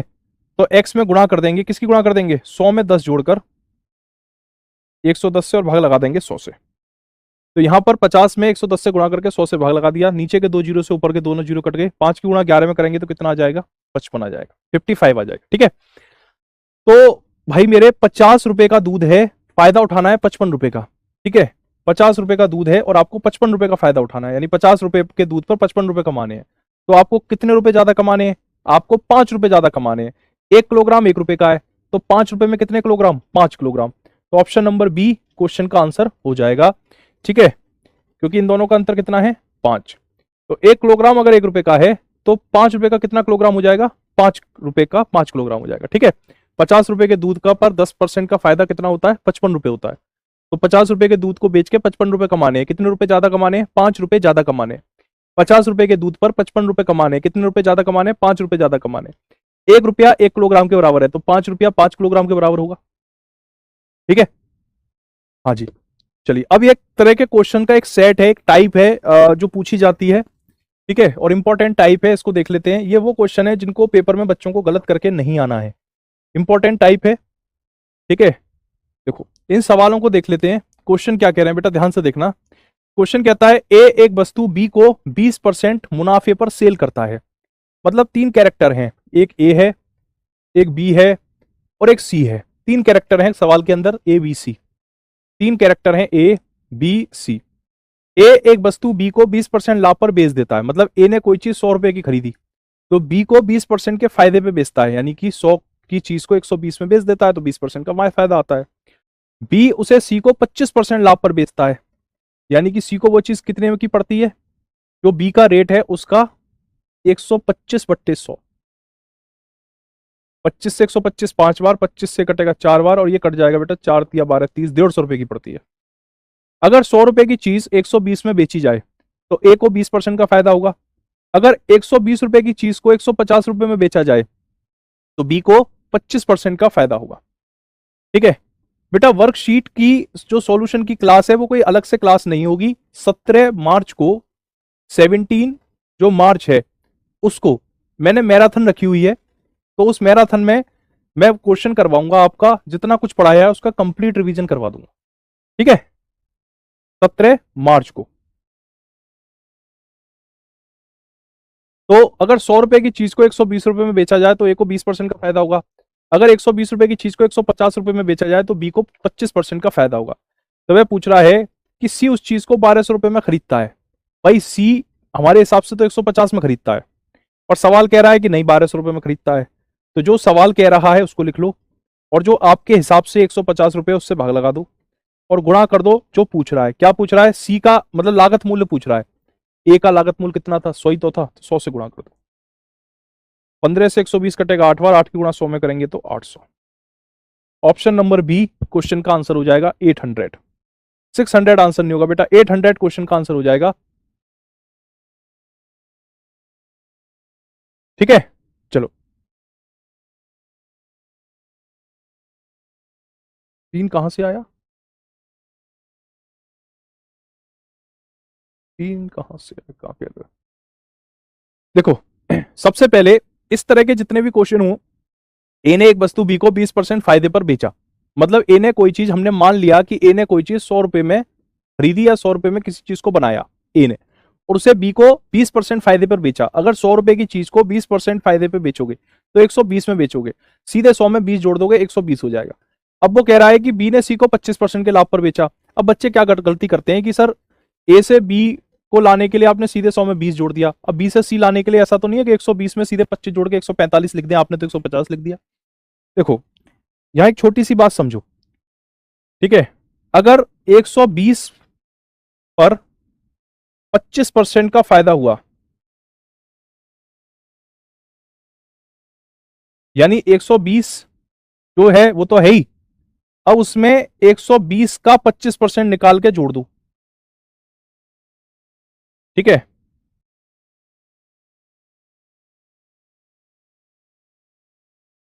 120 में 30 जोड़ेंगे तो 6 पंजे 30, 150 ही तो हो जाएगा।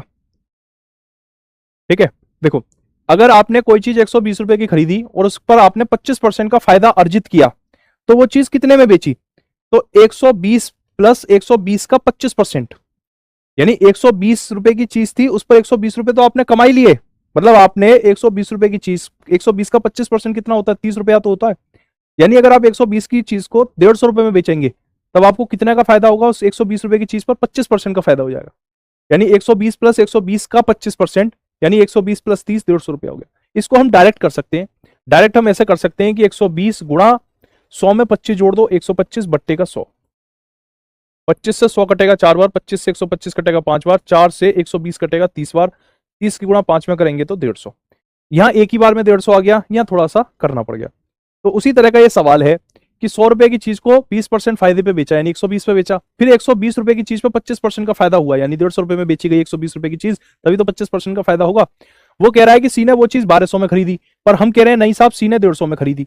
तो जो क्वेश्चन में दिया है, जो क्वेश्चन में दिया है 1200 रुपए, उसमें भाग लगा दो जो आपका आया, जो आपका आया उससे भाग लगा दो, और गुणा किससे कर दो? जो पूछे, जो पूछे उससे गुणा कर दो, सवाल का सीधे आंसर आ जाएगा। अब जैसे ये वाला क्वेश्चन है, इसको ट्राई करके देखो भाई। अगर पहले वाला क्वेश्चन में हल्का फुल्का डाउट है तो ये क्लियर कर देगा क्वेश्चन। उसी जैसा क्वेश्चन है।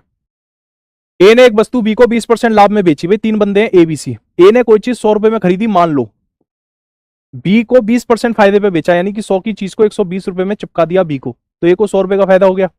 बी ने उसे सी को 15% हानि पर बेचा, बी ने सी को 15% हानि पर बेचा, यानी कि सी को वो चीज कितने की पड़ी? 120 का 15% हानि, यानी 100 में से 15 घटा दो, 85 बट्टे 100। ठीक है, 20 से 100 कटेगा 5 बार, 20 से 125 कटेगा 6 बार, 5 से 85 कटेगा 17 बार, 17 छक्के कितने होते हैं? 102 होते हैं। देखो वो पहले वाले क्वेश्चन में क्या कह रहा था? 25% लाभ हुआ तो 100 में 25 जोड़ दिया, 15% हानि हुई तो 100 में से 15 घटा के 85 लिख दिया, बट्टे का 100 जैसा है वैसे ही रहेगा। एसपी वेसपी तो हम निकाल ही नहीं रहे इसमें भी कुछ, ठीक है।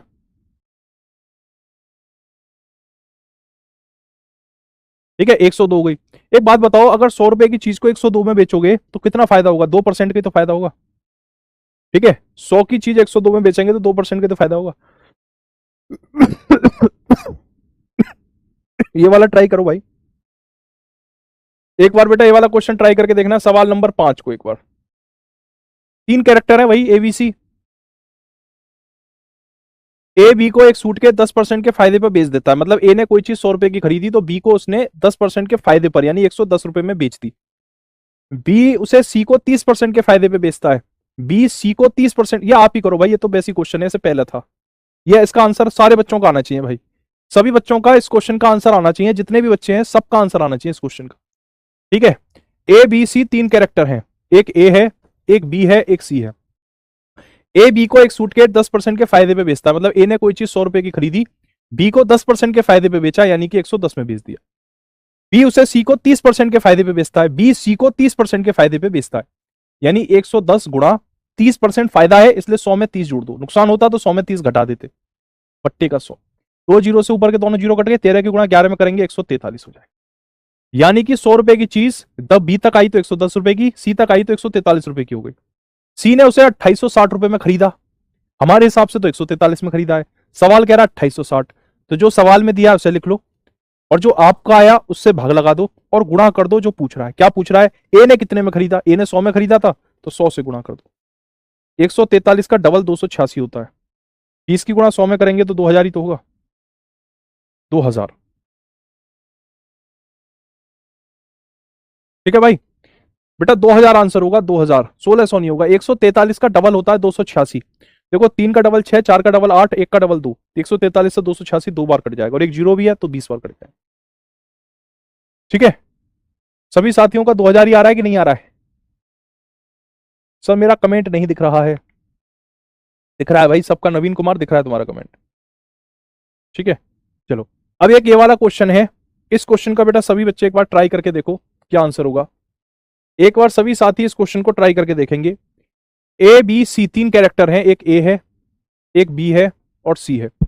ए बी को एक वस्तु 20% के फायदे पे सेल करता है, यानी ए ने कोई चीज 100 रुपए की खरीदी, बी को 20% के फायदे पे बेच दिया यानी 120 में बेच दिया। बी उसे सी को 10% के फायदे पे सेल करता है, बी उसे सी को 10% के फायदे पे, यानी कि 100 में 10 जोड़ दो, फायदा है इसलिए 100 में 10 जोड़ दो, ठीक है। 2 जीरो से 2 जीरो कट गए, 12 की गुणा 11 में करेंगे तो 132। 100 रुपए की चीज जब बी तक आई तो 120 की हो गई, 100 रुपए की चीज जब सी तक गई तो 132 रुपए की हो गई। तो सी को ए की तुलना में कितने ज्यादा देना पड़ेगा? सी 132 रुपए दे रहा है, ए 100 रुपए दे रहा है, तो भैया सीधे सीधे 32 रुपए ज्यादा दे रहा है ना, यानी कि 32%।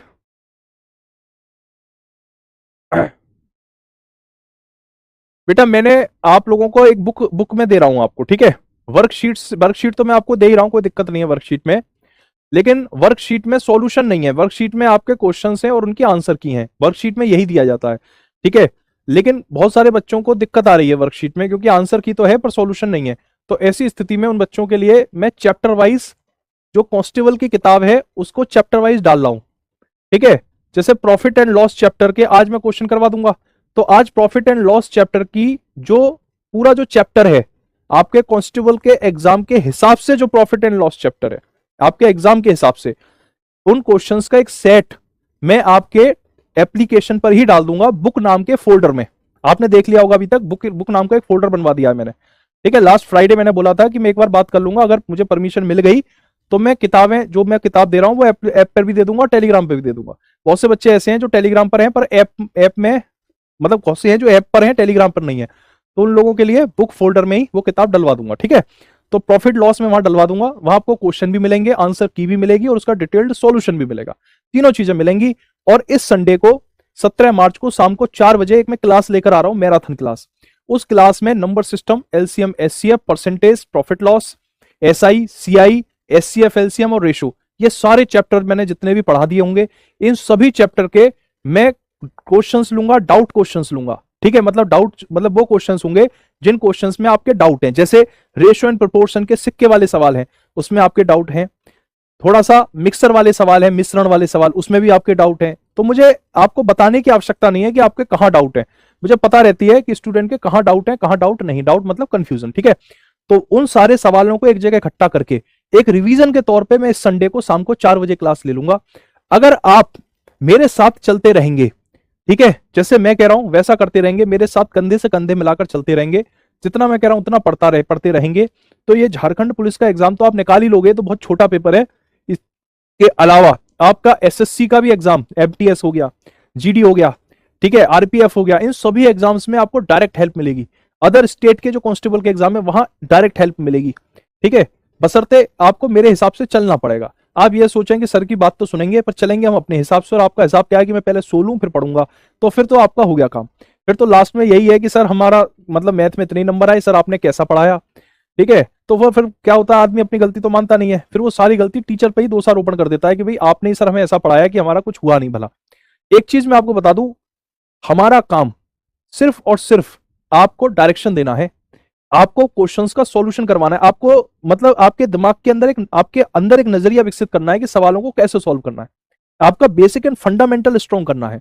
प्रैक्टिस सिर्फ और सिर्फ आप कर सकते हो। प्रैक्टिस मैं तो खैर आपके घर में नहीं रहता हूं, आपके घर में आपके पेरेंट्स रहते हैं, वो भी नहीं कर सकते प्रैक्टिस, वो भी आप ही को करनी पड़ेगी। वो चाहे कि आपकी जगह वो प्रैक्टिस कर लें, आपको नॉलेज हो जाएगी, नहीं। मैथमेटिक्स सिर्फ और सिर्फ प्रैक्टिस से सुधारा जा सकता है, ना कि अलमारी में मैथ की हजारों किताबें इकट्ठा कर लो, फोन में हजारों पीडीएफ इकट्ठा कर लो, कोई फायदा नहीं है, सब बेकार है। सिर्फ और सिर्फ प्रैक्टिस करिए, जितना हो सकता है प्रैक्टिस करिए। प्रैक्टिस के लिए आपके बिना कहे मैंने किताब डालनी शुरू कर दी है, जो किताब डाल रहा हूं कांस्टेबल की किताब डाल रहा हूं। ऐसा नहीं है कि भाई आरएस अग्रवाल उठाई वही दे दी आपको, ऐसा नहीं कर रहा हूं मैं। कांस्टेबल यानी कि आपके पेपर के हिसाब से जिसमें सवाल है वो किताब आपको दे रहा हूं, उसी किताब को लगाओ, बार बार लगाओ, और जो स्पेशल क्लास में मैं बुला रहा हूं उसमें आओ, डेली क्लास करो, और जितना पढ़ाया जा रहा है उसको बार बार प्रैक्टिस कर लो।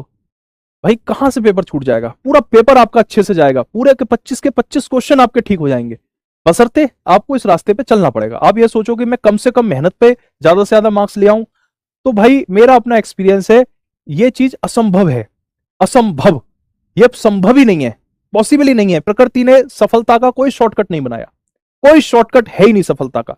सफलता के लिए मेहनत करनी ही पड़ेगी, सूरज की तरह चमकना है तो सूरज की तरह जलना ही पड़ेगा, इसमें ही वर्ड पर मेरा जोर है, ठीक है। मेहनत करनी ही पड़ेगी भाई, बिना मेहनत के सक्सेस नहीं मिल सकती, और मिल जाए तुक्के बुक्के में तो वो फिर सब मामला ज्यादा दिन चल नहीं पाती, वो कल ही खुल जाती है फिर। इसलिए मेहनत से मत जी चुराओ, मजा आता है मेहनत करो तो अच्छा लगता है, ठीक है।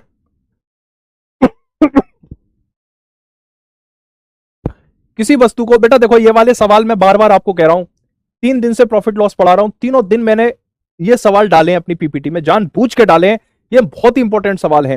देखो ये 2 सवालों का सेट है, सवाल नंबर 7 और 8, दोनों सवालों को ध्यान से एक बार देख लेना, ठीक है। बेटा जैसे विष्णु नायक कह रहे हैं सर वर्कशीट के क्वेश्चन नहीं बन पा रहे, आप एक बार जो वर्कशीट के पीछे क्यों पड़े हो यार, मैंने आपको बुक दे दी, बुक से कर लो ना क्वेश्चन, ठीक है। मैंने आपको दोनों ऑप्शन दे दिए, वर्कशीट और या बुक। अगर आपको वर्कशीट में दिक्कत है, आंसर की, भाई 2 तरह के बच्चे होते हैं, तो वो जो आंसर की हेल्प चाहिए जिन्हें, सिर्फ उनके लिए वर्कशीट होती है, जिन्हें डिटेल सॉल्यूशन चाहिए उनके लिए मैंने किताब दे दी, ठीक है, वो किताब से करें, और जिस पोर्शन पे दिक्कत है वो पोर्शन हाईलाइट कर दो, आ जाएगा समझ में धीरे धीरे। अभी रुको, तुम थोड़ा सा वेट करो, सारी चीजें क्लियर हो जाएंगी, ठीक है। अब जैसे ये क्वेश्चन है, यार गला फंस गया, देखो अगर किसी सवाल में छूट, लाभ, लागत मूल्य और अंकित मूल्य, ये 4 शब्दों का जिक्र आ जाए किसी भी सवाल में, अगर ये 4 चीजें दिख जाए, छूट, लाभ, लागत मूल्य और अंकित मूल्य, तुरंत तुम्हारी आंखें चमक जानी चाहिए, क्योंकि तुम्हें यह सूत्र मालूम है कि सीपी बट्टे एमपी बराबर होता है 100 माइनस डिस्काउंट परसेंट बट्टे 100 प्लस प्रॉफिट परसेंट। सीपी का मतलब होता है लागत मूल्य, एमपी का मतलब होता है अंकित मूल्य, ठीक है। तो देखो जी, छूट 10 तो 100 में से 10 घटा दो 90, लाभ 8 तो 100 में 8 जोड़ दो 108। अब ऐसी संख्या सोचो जो दोनों को काट दे, 18 पंजे 90, 18 छक्के 108, यानी कि 5 रुपए की लागत मूल्य है, 6 रुपए का अंकित मूल्य है। मतलब किसी चीज को बनाने में 5 रुपए लगे और उसको बेचते समय हमने उस चीज पे लिख दिया कि ये 6 रुपए में बिकेगी, ठीक है। 5 रुपए का लागत मूल्य, 6 रुपए का अंकित मूल्य। तो पूछ रहा है अंकित मूल्य में लागत मूल्य की कितनी वृद्धि करें, यानी 5 से 6 होने के लिए कितना जोड़ना चाहिए? 5 में 1 जोड़ना चाहिए। 1 किस में जोड़ना चाहिए? 5 में। तो 1/5 परसेंटेज में आंसर चाहिए, इसलिए 100 से गुणा करके परसेंटेज का साइन लगा दो। 5 से 100 20 बारी तो कटेगा, तो 20%। ऑप्शन नंबर डी क्वेश्चन का राइट आंसर हो बेटा, डी होगा, सी आंसर नहीं होगा। ठीक है, डी आंसर होगा बेटा, डी, सी नहीं होगा, डी नहीं होगा, डी होगा। अच्छा, आपका सी क्यों आ रहा है? आपने 6 रख दिया होगा, है ना? 1/6 तो भी नहीं आएगा बेटा, नीचे 5 आएगा। ध्यान से समझो, अंकित मूल्य में लागत मूल्य की कितनी वृद्धि करनी पड़ेगी? अंकित मूल्य में मतलब अंकित मूल्य को लाना है तो लागत मूल्य में कितना जोड़ूं, ये पूछ रहा है। लागत मूल्य 5 है, 5 में अब तुम कह रहे हो हमें काटना नहीं आता, तो कोई दिक्कत नहीं है, मत काटो। अगर तुम्हें काटना नहीं आता है तो कोई प्रॉब्लम नहीं है, आप क्वेश्चन को ऐसे भी करोगे। देखो 90/108 ही तो है, 90 से 108 कब आएगा? जब 18 जोड़ेंगे। 18 जोड़ रहे हैं, किस में जोड़ रहे हैं? 18 90 में जोड़ रहे हैं, तभी तो 108 18 है। तो 18/90 गुणा 100, 18 से 90 5 बार, 5 से 100 20 बार, तो 20% आंसर हो जाएगा। अब ये वाला क्वेश्चन आप करके बताओ भाई मुझे, किसी वस्तु के लागत मूल्य में कितना परसेंट जोड़ें? ठीक है, देखो डिस्काउंट कहां गया? कहीं दिख रहा है डिस्काउंट? 10% की छूट, तो 100 में से 10 घटा दो 90। 20% का फायदा, तो 100 में 20 जोड़ दो 120। देखो 90 से 120 हो गया। किसी वस्तु के लागत मूल्य में कितना परसेंट जोड़ें, यानी कि 90 में कितना जोड़ें कि 120 हो जाए? ठीक है, 90 में कितना जोड़ें कि 120 हो जाए? 90 में 30 जोड़ दो कि 120 हो जाएगा, तो 30 ऊपर रख दो। ये 30 किस में जोड़ रहे हो? 90 में, तो 30/90 गुणा 100। 3 का भाग 100 में लगाओगे तो 33 सही 1/3 आ जाएगा। ठीक है, 33 सही 1/3। 3 का भाग 100 में लगाओगे तो 33 सही 1/3 आ जाएगा। हाँ जी, जुगल किशोर श्रीवास कह रहे हैं कि सर सवाल नंबर 2 में आपने 2 का ही क्यों माना? सवाल नंबर 2 का 1 ही क्यों माना? सवाल नंबर 2 में आपने 1 ही क्यों माना? 1 ही क्यों माना? अच्छा बेटा देखो, हम एक बात बताएं बाबू, देखो एक बहुत अच्छी बात कही एक बालक ने कि गुरुजी एक बात बताओ, आपने 1 ही क्यों माना? हम तो 2 मानेंगे। चलो 2 मान के कराता हूं मैं तुम्हें, ठीक है? देखो तो बेटा तुम कुछ भी मान सकते हो, आंसर सबसे सेम ही आएगा। कॉन्सेप्ट क्लियर होनी चाहिए, मानने को तो कुछ भी मान लो। 1 किलोग्राम को मान लो 2 रुपया, ठीक है? ठीक है, 1 किलोग्राम 2 रुपए का है, तो 50 किलोग्राम कितने का हो गया? अगर 1 किलोग्राम 2 रुपए का है तो 50 किलोग्राम 100 रुपए का हो गया कि नहीं हो गया? अगर बेटा 1 किलोग्राम 2 रुपए का है तो 50 किलोग्राम 100 रुपए का हो गया। अब 10% का फायदा, यानी 100 क्या है? ये तो 50 100 रुपए हो गए कॉस्ट प्राइस, मतलब आपने 100 रुपए का 50 किलोग्राम दूध खरीदा 2 रुपए किलो के हिसाब से, और अब आपने बेचना शुरू करा। 100 रुपए के दूध को 10% के मुनाफे पे बेचा, तो मेरे भाई 110 रुपए का ही तो बेचेगा। 100 रुपए के दूध को 110 में बेचा, कितने रुपए ज्यादा में बेचा? 10 रुपए ज्यादा में बेचा। कितने रुपए ज्यादा में बेचा? 10 रुपए ज्यादा में बेचा। 10 रुपए ज्यादा में बेचा। दूध कितने रुपए किलो था? 2 रुपए किलो था। 10 रुपए खर्च करे तो 10 में 2 से भाग लगाएंगे, तब भी तो 5 ही आएगा। ठीक है, तब भी 5 आएगा। तुम 1 मान लो तब भी 5 आएगा, तुम 2 मान लो तब भी 5 आएगा, तुम 3 मान लो तब भी 5 आएगा। 3 मान लोगे तो ये 300 हो जाएगा, ये 330 हो जाएगा। 300 और 330 में 30 का अंतर है, ठीक है? और ये फिर हाँ ठीक है 30 हो जाएगा, फिर 3 माना ना तो भी 5 ही आएगा आपका, उस केस में भी 5 बनेगा। ठीक है, तो आप कैसे भी कर लो, दोनों स्थिति में आंसर आपका 5 किलोग्राम ही आएगा। क्वेश्चन नंबर 8 दोबारा बता दूं, किसी वस्तु के लागत मूल्य में कितना परसेंट जोड़ें कि अंकित मूल्य पर 10% की छूट देने के पास भी 20% का फायदा हो? 10% की छूट, 100 में 10 घटाए 90, 20% का फायदा, 100 में 20 जोड़ा 120। 90 से 120 कब होता है? जब 30 जोड़ते। वही तो कह रहा है, किसी वस्तु के लागत मूल्य में कितना जोड़े। लागत मूल्य 90 है, सीपी का मतलब क्या होता है? लागत मूल्य। लागत मूल्य कितना है? 90। एमपी का मतलब अंकित मूल्य, तो लागत मूल्य 90 में कितना जोड़ें कि 120 हो जाए? 90 में 30 जोड़ दो 120 हो जाएगा। तो 30 किस में जोड़ा? 90 में जोड़ा, तो जो 30 जोड़ा ऊपर रख दिया, किस में जोड़ा? उसको नीचे रख दिया। देखो देखो कितना बढ़िया क्वेश्चन है। 30% लाभ के लिए विक्रय मूल्य 1950 रुपए है, 40% लाभ के लिए विक्रय मूल्य को कितना बढ़ाया जाना चाहिए? ठीक है, ये क्वेश्चन एक बार आप ट्राई करके देखोगे। देखो ये तो लाभ परसेंट है, यानी कि ये क्या है? Profit percent. विक्रय मूल्य साफ दे रखा है 1950 रुपए, तो विक्रय मूल्य कितना है? 1950 रुपए। तो देखो भाई प्रॉफिट है, एसपी है, सीपी नहीं पता, सीपी निकाल लो। सीपी कैसे निकलता है? एसपी में 100 से गुणा करके 100 में प्रॉफिट परसेंट जोड़ के भाग लगा दो, सीपी निकल जाता है। एसपी कितना है? 1950 रुपए। 1950 गुणा 100 बट्टे प्रॉफिट परसेंट कितना है? 30, तो 100 में 30 जोड़ोगे तो 130 ही तो हो जाएगा। 0 से 0 कट गया, 13 से 195 कटेगा 15 बार, यानी कि 1500 रुपया क्या है? Cost price. यदि आप 1500 रुपए की चीज को 1950 रुपए में बेचेंगे तो आपको 30% का फायदा होगा, ये बात कह रहा है वो, ठीक है। अगर साथियों आप 1500 रुपए की चीज को 30% के मुनाफे पे बेचोगे तो आपको 1950 रुपए का फायदा होगा। नहीं नहीं नहीं, अगर आप 1500 रुपए की चीज को 1950 में बेचोगे तो 30% का फायदा होगा, ये बात है, ठीक है। तो सेलिंग प्राइस दे रखी है, प्रॉफिट परसेंट दे रखा है, तो कॉस्ट प्राइस निकाल लो, यानी कि वस्तु है कितने की, 1500 रुपए की है। अब हमें 1500 की वस्तु को 40% के फायदे पे बेचना है, यानी कि नया सेलिंग प्राइस निकाल लो। नया सेलिंग प्राइस कैसे निकलता है? सीपी 100 प्लस प्रॉफिट परसेंट बट्टे 100। सीपी कितना है? 1500 गुणा 100 में 40 जोड़ेंगे तो 140 बट्टे 100। 2 जीरो से 2 जीरो कट के 15 की गुणा 14 में करेंगे तो 2100 आ जाएगा। मतलब 15 की गुणा 140 में करेंगे तो 2100 आ जाएगा, ठीक है। तो आप ध्यान से देखो, पहले वस्तु बेची जा रही थी 1950 में, अब 40% के फायदे पर बेची जाएगी तो 2100 में बेची जाएगी।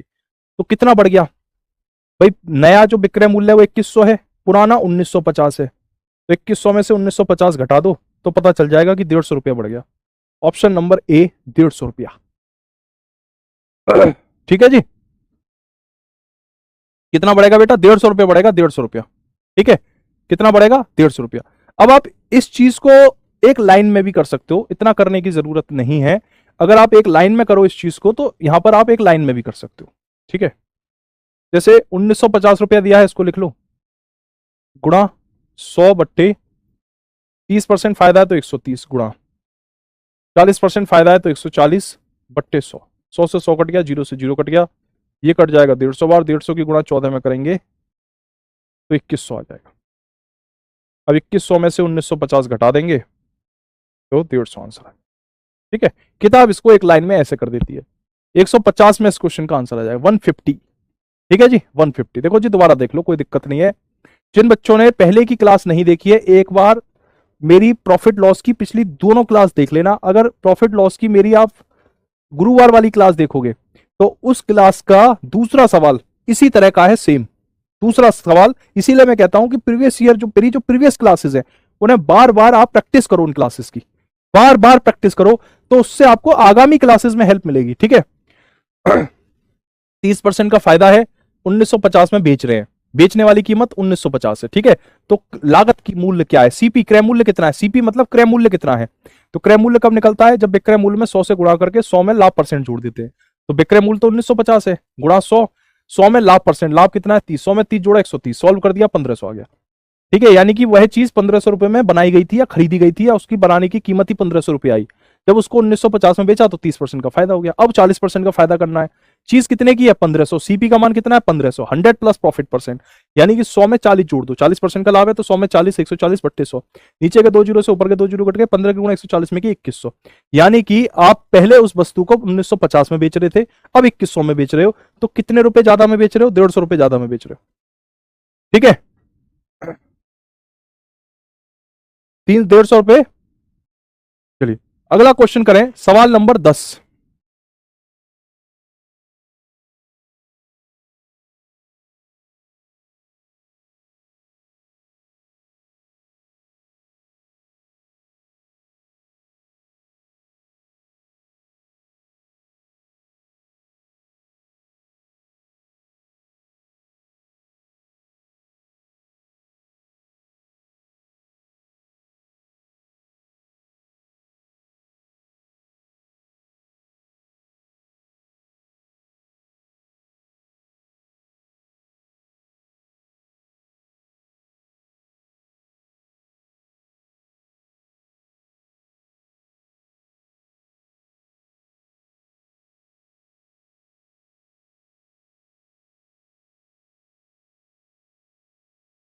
चलो, एक लड़का है भाई राकेश भारतीय, वो कह रहा है गुरुजी से 3 मान के करो। फिर एक अगला आ जाएगा, वो कहेगा 4 मान के करो। गुरुजी का टेस्ट ही लेते रहना, ठीक है। कि गुरुजी 1 पर तो काम करता है, 2 पे भी करता है, चलो 3 पे भी चेक करके देखते हैं, हो सकता है गुरुजी 3 पे ना करे तो मजा आएगा, है ना। चलो देखो, 1 किलोग्राम मान लो 3 रुपया, तो 50 किलोग्राम कितने का हो जाएगा? 150 रुपया। 10% का मुनाफा, तो 150 का 10% कितना होता है? 15 होता है। 150 में 15 जोड़ेंगे तो 165 हो गया। 150 और 165 में 15 का ही तो अंतर हो जाएगा, तो 15, यानी 15 रुपए ज्यादा। 1 किलोग्राम 3 का है, तो 15 में 3 से भाग लगाएंगे तब भी तो मेरे भाई 5 ही आएगा। तू 3 मान ले, 4 मान ले, 5 मान ले, 6 मान ले, 7 मान ले, जो चाहे वो संख्या मान ले, आंसर 5 ही आएगा। कॉन्सेप्ट क्लियर करो, ये मत देखो कि यहाँ 1 क्यों रखा है, 2 क्यों रखा है, 3 क्यों रखा है, अगर 4 रखें तो क्या होगा, 5 रखें तो क्या होगा। अगर आप ऐसी बात कर रहे हो तो आप कॉन्सेप्ट नहीं समझ रहे, आप रट रहे हो सवाल को। और गणित जैसे सब्जेक्ट में रटना बहुत ही गंदी बात है, क्योंकि आप एकेडमिक में होकर रट रहे हो तो एक बात की समझ में आती है कि चलो ठीक है, जो आप रट रहे हो सकता है वही सवाल आ जाए तो कर आओगे। यहां तो 20 से 25 हजार क्वेश्चन का सेट है, तुम कितने क्वेश्चन रटोगे, संभव ही नहीं है। कॉन्सेप्ट को क्लियर करो, वो इंपॉर्टेंट है। कॉन्सेप्ट क्या है वो समझो। यहाँ 3 को रखो, 4 को रखो, 5 को रखो, 6, जो चाहे वो संख्या रखो, आंसर 5 ही आएगा। कॉन्सेप्ट समझ लो। वो ये कह रहा है कि 50 किलोग्राम शुद्ध दूध में पानी की कितनी मात्रा मिलाऊं। मतलब आपने दूध जितने, एक आदमी के पास 50 किलोग्राम दूध है और वह उस पर 10% फायदा कमाना चाहता है, ठीक है, तो उसमें कितना पानी मिला ये कह रहा है। तो 50 किलोग्राम दूध है, मान लो 1 किलोग्राम 3 रुपए का है, तो 50 किलोग्राम 150 रुपए का हो गया, 150 रुपए का हो गया। अब उसे 150 पे 10% का फायदा चाहिए, तो 150 का 10% 15 होता है, यानी 150 रुपए के दूध पे 15 रुपए का फायदा, यानी 150 रुपए के दूध को 165 में बेचे तब 15 रुपए का फायदा होगा। 150 के दूध को कितने में बेचे, 165 में बेचे, यानी 15 रुपए ज्यादा में बेचे, तभी तो 10% का फायदा होगा, ठीक है। यानी कि 15 रुपए में बेचे, 150 के दूध को 165 में 15 रुपए में बेचे। 1 किलोग्राम दूध 3 रुपए का है, तो 15 रुपए में कितना किलोग्राम आएगा, 3 का भाग 15 में लगा दो 5, यानी 5 किलोग्राम आएगा। यानी कि जब वो 150 रुपए के दूध को 165 में बेचेगा तो वह 5 किलोग्राम की चोरी कर लेगा।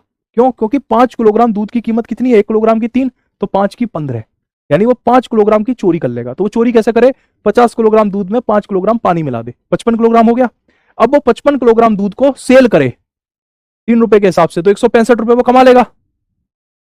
वो खरीद के वो लाया 50 किलोग्राम के हिसाब से 150 रुपए का दूध खरीद के लाया, कमा लिया 165 रुपए, तो 15 रुपए ज्यादा कमा लिए, यानी 10% उसने ज्यादा कमा लिया, ये कह रहा है, ठीक है। अब यहां पर 50 की जगह 70 कर दे, 10% की जगह 20% कर दे, कुछ भी कर दे, तुम सबका आंसर दे दोगे। कॉन्सेप्ट समझ लो, बाकी तो सब वो माया है, ठीक है। एक देखो ये वाला क्वेश्चन देखो, ये वाला देखो। एक व्यक्ति सेल में वस्त्र खरीदते समय 45 रुपए खर्च करता है और 5 रुपए की बचत करता है, उसकी बचत का परसेंटेज क्या है। देखो जी, एक बात याद रखना, अगर तुम आय में से खर्चा घटाओगे तो हमेशा बचत आएगी। तुम मान लो कि तुम्हारी सरकारी नौकरी लग गई, ठीक है, और वहां तुम्हें 50,000 रुपए मिल रहे हैं और तुमने 50,000 में से 30,000 रुपए खर्च कर दिए, तो तुम्हारे 20,000 रुपए तो बचेंगे, 20,000 ही तो बचेंगे। यानी कि आय में से खर्चा निकाल के तो सेविंग निकलती है, यानी बचत निकलता है।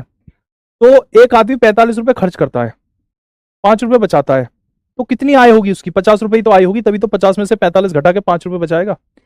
तो बचत का परसेंटेज निकालना है, बचत का परसेंटेज। अच्छा तुम कॉमन सेंस वाली बात बताओ, ये 5 रुपए वो किस में से बचा रहा है, 50 में से या 45 में से। ये 5 रुपए 50 में से तो बचा रहा है भाई, 50 में से 45 घटाया 5 आ गया, तो 5 कहां से आया, 50 में से 45 घटा के, यानी बचत हमेशा आय पर निकलती है। तो 5/50 गुणा 100, 5 से 50 10 बार, ये कट जाएगा 10 बार, तो 10% आपका आंसर हो जाएगा, 10%, ठीक है जी। आपने कहां गया भाई, कैसे हो गया, आपने 45 रुपए खर्च किए, 5 रुपए बचाए, तो 50 रुपए थे, 45 खर्च कर दिए, 5 बचा लिए।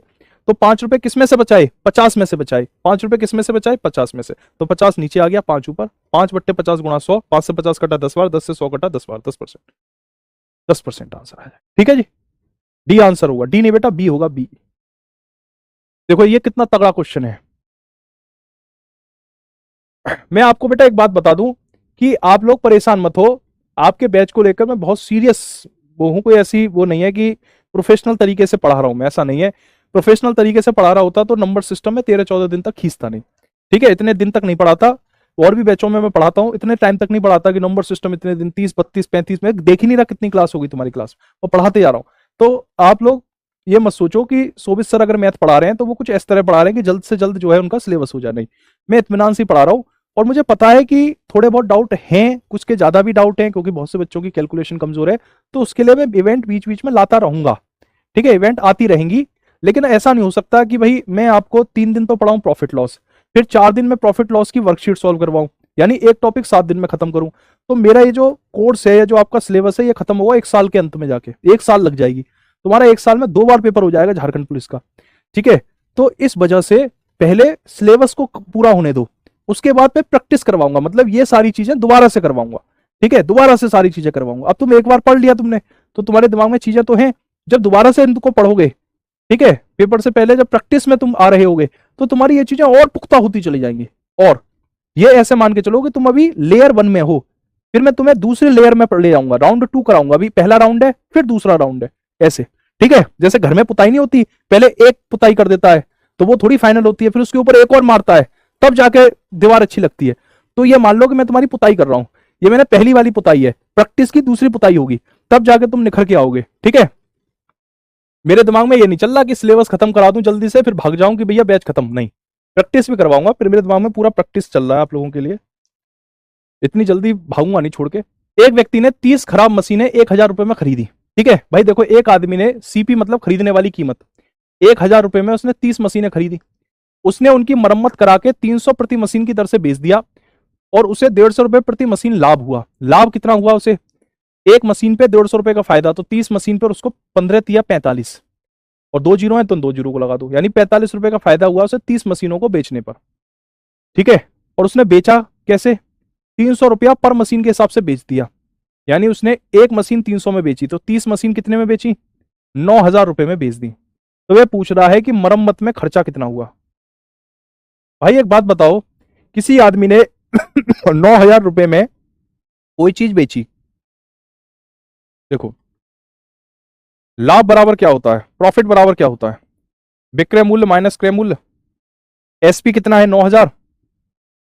प्रॉफिट कितना है? 4500 माइनस सीपी कितना है? 1000। और मरम्मत का खर्चा किस में आएगा? क्रय मूल्य में ही आएगा।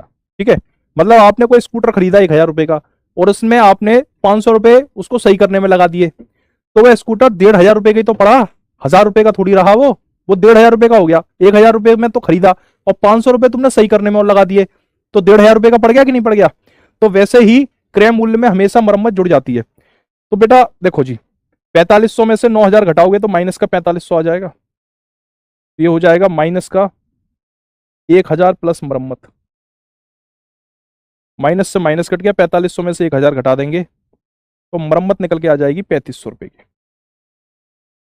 ठीक है, सीधी सी बात थी कि 9000 में से 4500 घटा के 1000 घटा दो, वही सवाल का आंसर है।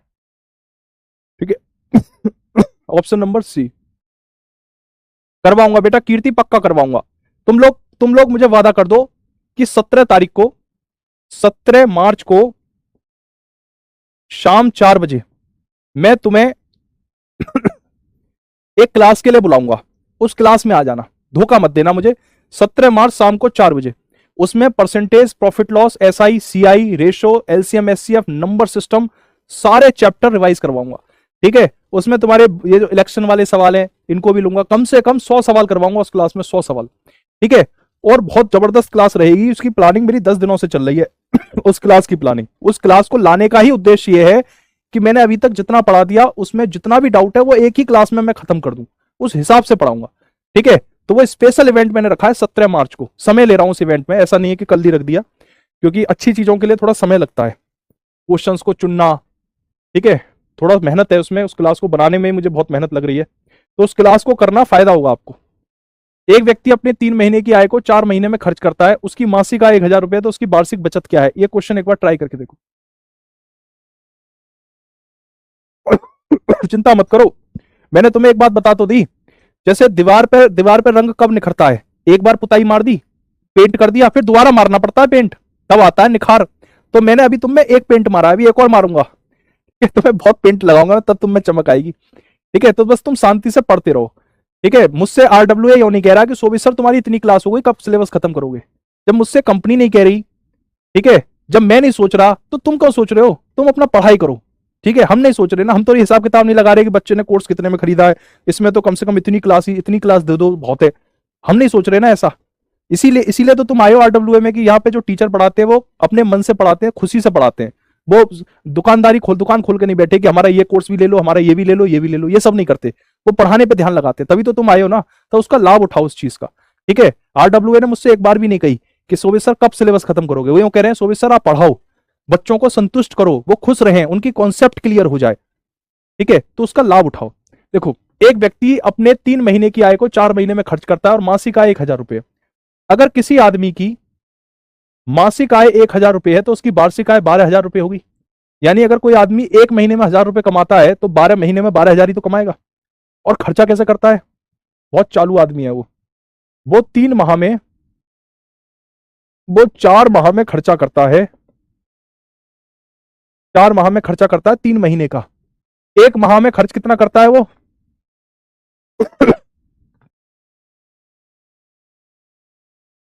ठीक है, एक व्यक्ति अपनी 3 महीने की आय को 4 महीने में खर्च करता है, उसकी मासिक आय 1,000 रुपये है, तो उसकी वार्षिक बचत कितनी है? ठीक है, 4 माह में खर्चा करता है वो 3 माह का। 4 माह में खर्चा किसने का करता है? 3 माह की आय का, 3 माह की आय का। 4 माह में खर्चा करता है 3 माह की आय का। 1 माह में वो कमाता है 1,000 रुपये, तो 3 माह में 3,000 रुपये तो कमाएगा। यानी कि वो 4 महीने में 3,000 रुपये खर्च कर देता है। अगर 4 महीने में 3,000 रुपये खर्च कर देता है तो 12 महीने में कितना करेगा? 4 से देखो, 4 महीने में 3,000 खर्च करता है तो 12 महीने में कितना करेगा? 9,000 रुपया। कैसे किया? 4 से 12 कब आता है? जब 3 से गुणा करते हैं। तो 3 में भी 3 से गुणा कर दो तो 9,000 आ जाएगा। ठीक है, यानी कि वो कमाता है पूरे साल में 12,000 रुपये, खर्च कर देता है पूरे साल में 9,000 रुपये। तो वो टोटल कितना रुपया बचाता है? एक आदमी अगर पूरे साल में 12,000 रुपये कमाए और 9,000 रुपये खर्च कर दे तो भाई मेरे वो पूरे साल में 3,000 रुपये तो बचाएगा। यही इसका आंसर है।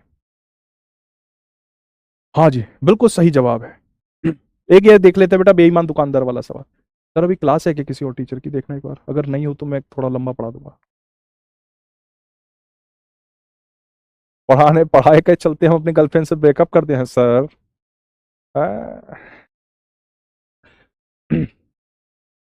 वैसे तो ब्रेकअप पहले ही कर देना चाहिए, वैसे मतलब अब मैं क्या बोलूं इस पे। पढ़ाई पे ध्यान दो यार, ये क्या बेकार की चीजें करते हो तुम। राहुल सर वो तो अपनी हंसी तो लेंगे, यहाँ से थोड़ी लेंगे। हाँ। एक क्वेश्चन और ले लेते हैं, ठीक है, फिर उसके बाद आपकी राहुल सर की क्लास होगी। एक क्वेश्चन और ले लेते हैं।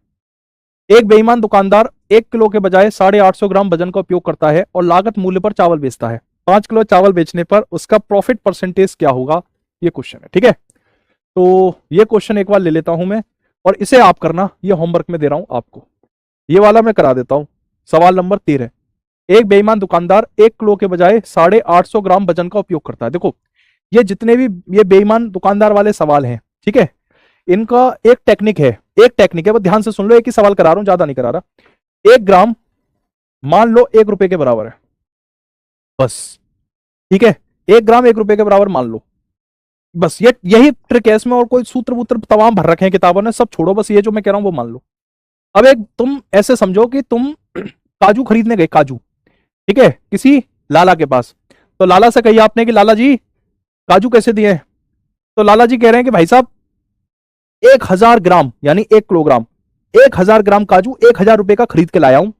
1,000 ग्राम काजू 1,000 रुपए में ही बेच दूंगा, ना कोई फायदा है मुझे ना कोई नुकसान है, शरीफ आदमी हूं। ठीक है, महाशिवरात्रि के मौके पर 1,000 ग्राम काजू 1,000 रुपए के बेच दूंगा। आप खुश हो गए कि हाँ लाला जी वाह, तुम तो बड़े शेर हो। 1,000 रुपए का आइटम लाला जी ने आपको कितने रुपए का चिपका दिया? 850 रुपए का।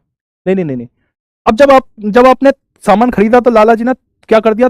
तोल में खेल कर दिया, यानी आपको 850 ग्राम वजन दिया। लाला जी आपसे कह रहे हैं कि मैं तुझे 1,000 ग्राम दे रहा हूं, पर तोला 850 ग्राम, 1 ग्राम 1 रुपए का। तो आपको माल कितने रुपए का मिला? कितने रुपए का मिला? 850 रुपए का तो माल मिला।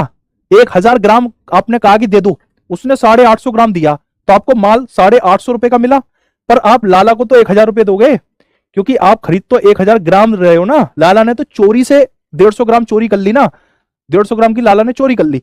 तो 850 रुपए का सामान आपको मिला, लेकिन आपने कीमत कितने की दी? 1,000 रुपए। यानी कि जो दुकानदार था उसकी जेब से कितना रुपया गया? 850। उसे पैसे कितने वापस मिले? 1,000। तो कितने का फायदा उठा लिया? 850 से 1,000, 150 रुपए का फायदा उठा लिया। 150 रुपए का फायदा कितने पे उठाया? 850 पे। 5 से 15 कटेगा 17, 300/17 सॉल्व कर लेना। 17.65 ये क्वेश्चन तुम करना, इसका आंसर मैं बता देता हूं, ऑप्शन नंबर 3 आएगा। वैसे मैं ही कर देता हूं, इसमें कुछ नहीं है। 1,000 ग्राम था, 950 और 1,000, कितने का अंतर है? 50 का अंतर है। ठीक है, 950 और 1000 में कितने का अंतर है? 50 का अंतर है। तो यहां लिख देना 50 बट्टे 950 गुणा 100, परसेंटेज का चिन्ह, 0 से 0 कट गया, 5 से 95 कटा 19 बार, 100 बट्टे 19%। यही क्वेश्चन का आंसर है। ठीक है, यही क्वेश्चन का आंसर है। बाकी और भी सवाल करवाऊंगा ये बेईमान वाले, और आपके जितने भी क्वेश्चन हैं चिंता मत करो मेरे शेरों, तुम्हारा बड़ा भाई जिंदा है अभी। ठीक है, पूरी ईमानदारी से लगा रहेंगे, अच्छा जाएगा आपका झारखंड। और बस आप पीछे मत हट जाना, आप लगे रहो, कोशिश करते रहो, बढ़िया तरीके से निकाल के ले जाएंगे। ठीक है, मैराथन में भी आ जाना। और अगर आप चाहो तो आज शाम को 7 से 9 भी मेरी एक क्लास है यूट्यूब पर, बैंकिंग चैनल पर है, लेकिन उसमें मैं आईबीपीएस आरआरबी वाले बच्चों को पढ़ाऊंगा, ग्रामीण बैंक में जो क्लर्क की भर्ती होती है उन बच्चों को। तो आप चाहो तो 2 घंटे की क्लास में आ सकते हो। लेकिन अगर आप कहीं बिजी हो और आपका फोकस सिर्फ और सिर्फ झारखंड पुलिस पर है, किसी और परीक्षा के बारे में आप नहीं सोच रहे, तो फिर उस क्लास में आके अपना टाइम वेस्ट मत करना। ठीक है, अगर आप थोड़ा सा पढ़ना चाहते हो, अपनी नॉलेज, अपनी प्रैक्टिस एक बार करना चाहते हो, तो शाम को 7 बजे वाली क्लास में चाहो तो आ सकते हो, आपकी इच्छा है। उसमें मैं 40 सवाल कराऊंगा, 10 सवाल पूरे गणित के करवाऊंगा, अर्थमेटिक के, 5 सवाल नंबर सीरीज के, 10 सवाल डेटा इंटरप्रिटेशन के, और 15 सवाल उसके सिंप्लीफिकेशन के। तो वो 40 सवाल आप चाहो तो कर सकते हो। अगर आप बिजी हो तो उस क्लास में मत आना, अपना काम कर लेना, कोई दिक्कत नहीं है। ठीक है, तो इस सेशन में इतना ही। Thank you very much, all the best, God bless you, take care.